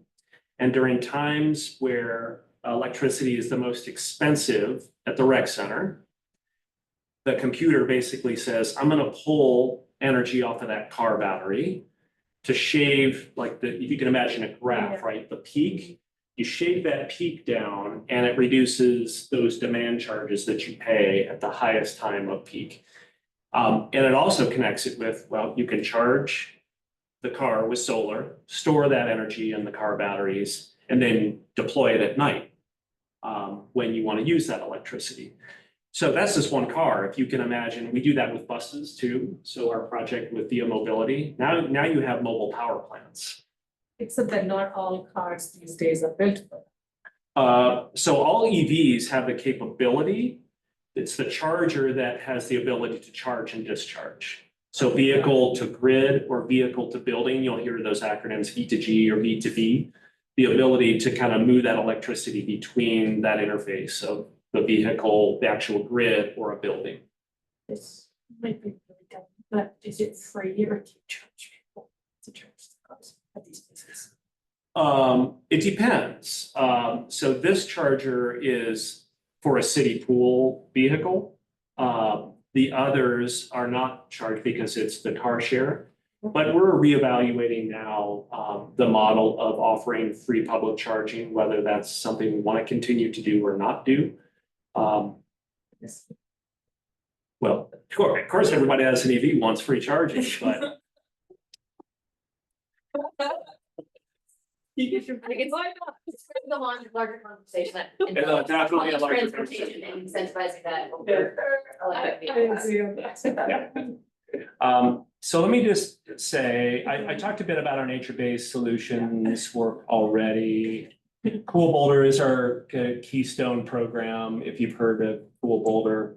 This was our work to really align the three key action areas: connected canopies, pollinator pathways, absorbent landscapes, regenerative ag. And it really is administered out of my office, but we really wanted to make sure that it retained that flavor of a collaboration of many local organizations. So we don't brand things with city logos. That was very intentional. So you could see a number of the groups that are part of that confab. Just some pictures of the other Cool Boulder stuff that's really focused on community-based action, our tree tenders program, our, talk a little bit.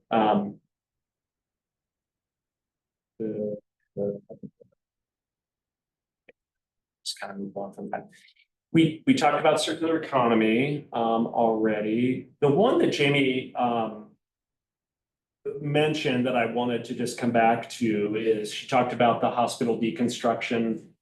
And this is, I just wanted to reference that this is how we tried to pair our regulation with the program. So our office oversees the deconstruction permitting process in partnership with the planning department.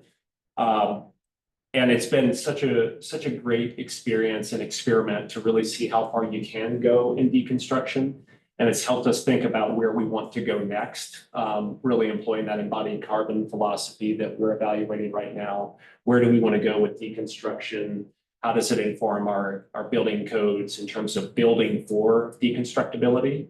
How you're using materials in ways that allow you to deconstruct. So for example, when you use spray foam insulation, it's the cheapest and highest insulating and very quick, but you can't then deconstruct and reuse that wood. So trying to match up some of those priorities right now from a policy perspective is kind of interesting. Has there been any estimates on how these diversion requirements, how those have impacted overall either deconstruction costs or construction costs? Yeah. In fact, we had quite a bit of that analysis done for council originally when we passed the deconstruction plan and ordinance. And then during the building code update, the energy code update, we gave them some additional analysis. I'm happy to share that with you. In many cases, it's another one of those, it depends. It depends on the structure that's being deconstructed. Is it cheaper for a contractor to come in with a bulldozer and smash everything and throw it in a can and drive it to Erie? Yeah, it is.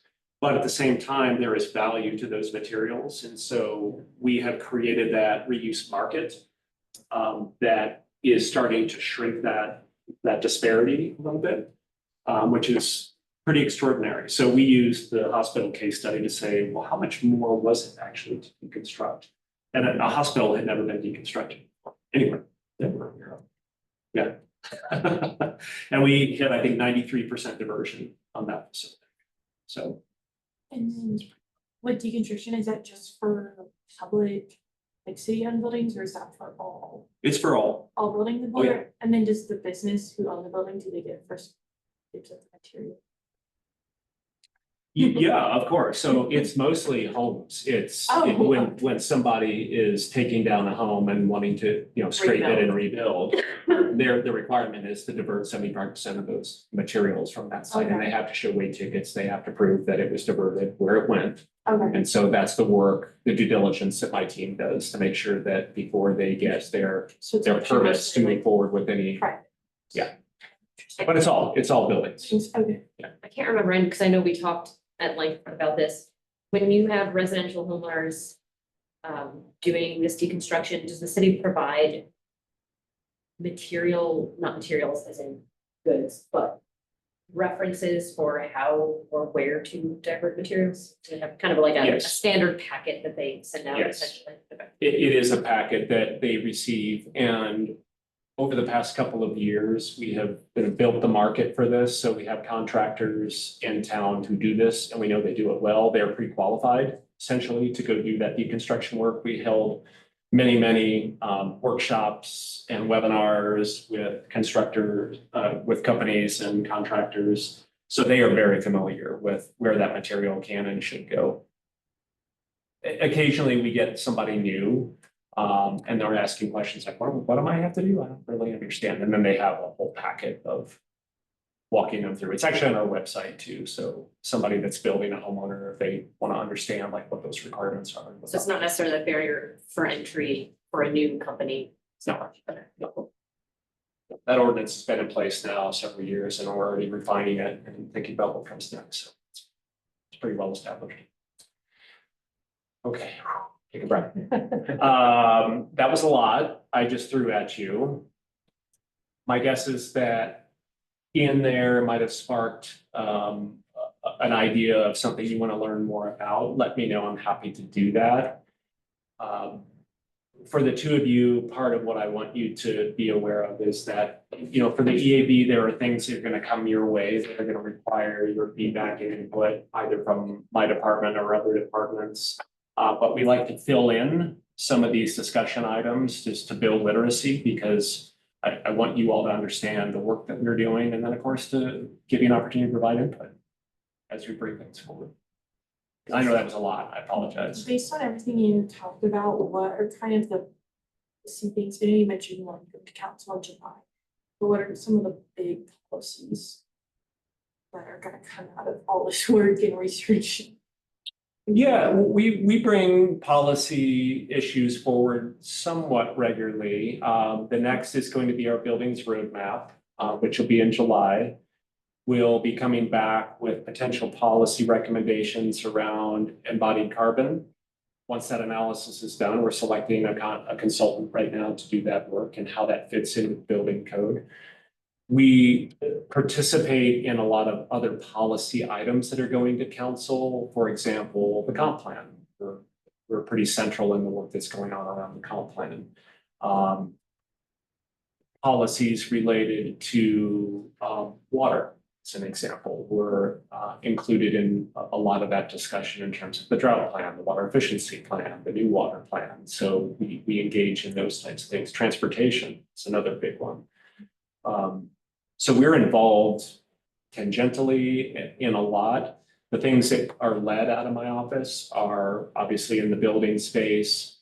We'll see the plastics piece come forward later this year. Remember what else we have coming forward? I'm again looking at you, I'm trying to think of our look ahead calendar. We have a few other things that I know we're going to be going to council. Adoption of updated goals and targets. Anything related to Excel and the partnership and our franchise relationship is out of my office. And so that may or may not be going to council, may or may not be going to voters, still members. Is there an Excel energy related ballot measure coming up? Potentially. There's a citizens petition that's being circulated right now that has to gather signatures by May 28th to get on the ballot. It's not being led by staff, it's not being led by council. It's not, okay. No, but it is. That's what I was thinking of, 'cause it's- Yeah, and so the community group is gathering signatures to put an item to exercise or opt out of our franchise agreement. They want it. It's- Yeah. And is that for individuals to opt out or for the city to opt? Yeah, we don't have consumer choice in Colorado, so that would be opting out of our franchise. Excel would still be our provider until we chose a different path, whether that's to go back to municipalization or some other outcome that we haven't evaluated. And then with things like that, is it just kind of best practice for us to stay neutral till it gets? If it just goes on the ballot, then the EAB has been saying it, because it's just citizens vote for it, yes, or no, like it would. Yeah, that's a really good question. How does it work? Yes.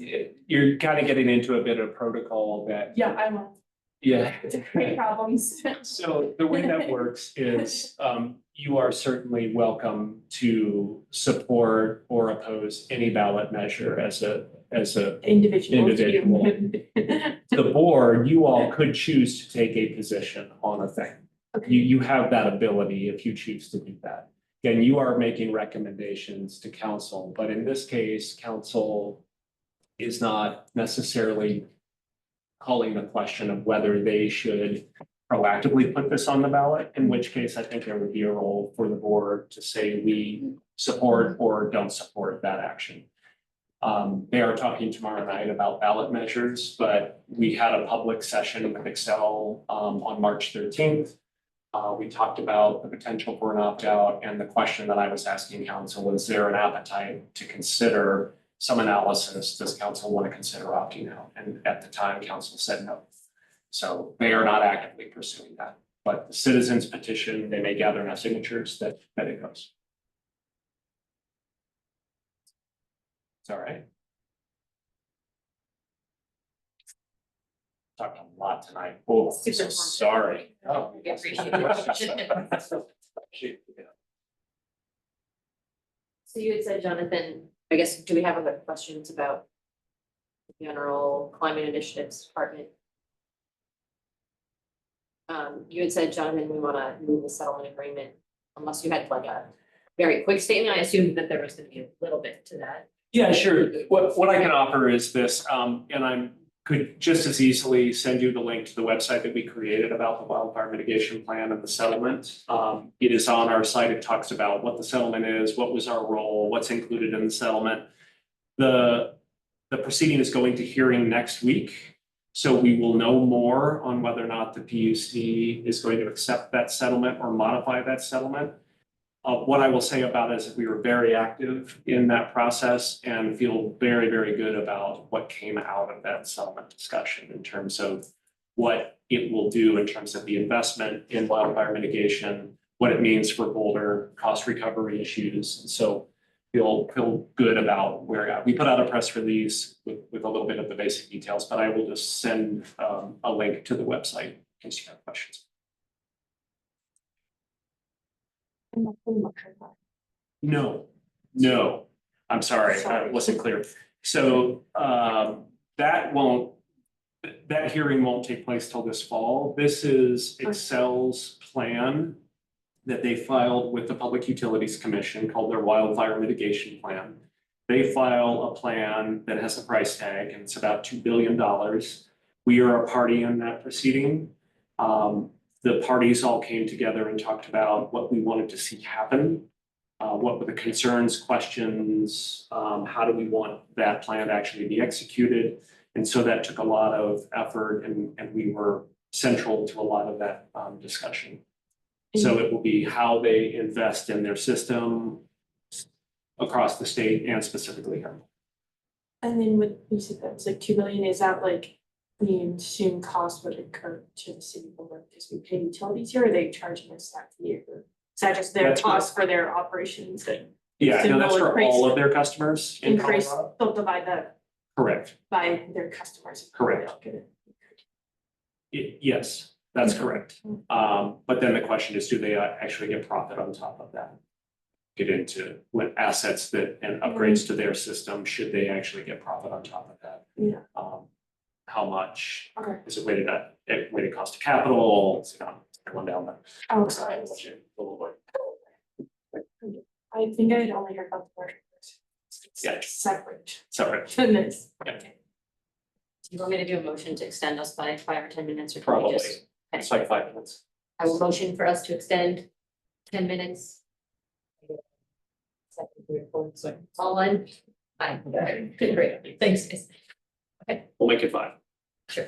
A couple other really quick items that we needed to talk about, the calendar preview for just as a reminder, in your packet, you can see a list of items that are council items that they are going to be discussing over the next couple of months. And I like to show this to all of you just so you can read it and say, I'd really like to learn more about that particular thing. And that gives me a signal that I can go to that department head and try to get something calendar to bring to you. So a couple of the things that are on here that you might want to just be flagging and watching for. I find it easier to go to the very last page in the anticipated upcoming council items. Obviously, the water supply information, July 31st is a study session. That comes right after our WaterWise landscaping wildfire hardening update. I would assume that that's going to come to you in advance. We have our healthy buildings roadmap. That is our item. The comp plan analysis update on August 14th. And then the manufactured home strategy are those that we're involved in. So I would anticipate that we're going to get those calendared and scheduled for all of you, along with the building roadmap. We go to these meetings, or do you bring something to us? Correct. You can always go to. Yeah. Okay, yeah, of course. So we can go, I just didn't know if I need to like block these out in my calendar or something. No. No. Okay. No, this is just an idea. We're trying to be a little bit more disciplined in scheduling items for you to provide feedback on. And so I just wanted to give you a sense of these are the topics that I'm seeing on council's I really agenda. appreciate it. So now you can kind of get a sense of what's going to be coming. I really appreciate it. Sure, that's a great question. And then the last thing I'm doing on Heather's behalf, the summer meeting schedule, we have 2, July 2nd, very close to a holiday. Just wanted to check in with the board of whether you wanted to keep that date. Oftentimes, we try to either push it out a week or 2 rather than just canceling the meeting, but that's certainly the board's purview, however you want to do that. And then August 6th, I think, was another date that we've traditionally had trouble with is summer Just vacation. summertime. Yeah. I think last time we canceled one meeting. I think my only hesitancy to cancel, this is personally just based on seeing what's coming down the pike. Yeah. Yeah. In relation to everything that is in our purview, Yes. I think it'd be a missed opportunity to start canceling some summer meetings. So I think if we can reschedule, I would prefer that. I was lining it up against what you have on here, right? So I don't know if you want to have a meeting before that July 24th, while my son's getting Wi-Fi thing. So, but then that comes up. So that's up to you when you'll be ready to. That one we'd probably bring to you in June, just to make Okay. sure that there's plenty of time to incorporate in your feedback. And I've been the June. My personal preference would be definitely move the July 2nd I think meeting. that's reasonable. And the August 6th, should be okay, I think this school starts. Yeah, August 6th. Maybe discuss at the next meeting, if you move July Yeah, 2nd. and we don't need to make a decision on the August date yet. Just wanted to flag this. July. Yeah. I'll be gone on the August 6th. So Oh. I'm in favor of moving it. Okay. Both of them? Would we? No, I'm available on the 2nd. I'm going on a reflecting trip, 6th. That's awesome. I don't know, it's with a local scout group. I forgot which one. I do want to, I'll vote it. If I'm We're not gonna here, get into the usually I'll Jonathan remember. history. I would be in reverse moving the July 2nd because. Yeah, I think Sure. something will happen that week, so we should. Yeah. So maybe you I can did the propose third and fourth dates. off for work. I'll propose some Yeah, dates. yeah. That's good, yeah. Looking out, and we could do that Yeah. over email and then make a Yeah. motion at the But I next think meeting. typically we tend to stick with Wednesdays. In Yes. an attempt not to overlap with other board meetings or city council meetings. Yeah, the Wednesday's fine. Yeah, I just did the the 4th of third. July week. Yeah. Oh, yeah, I did the third and fourth off, I still like free vacation, so. So my hands. And then it sounds like August probably should, as well, but you wanna We'll propose some dates. propose dates? Great. Any other questions?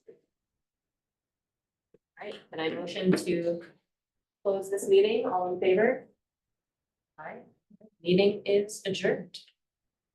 Thank you. All right.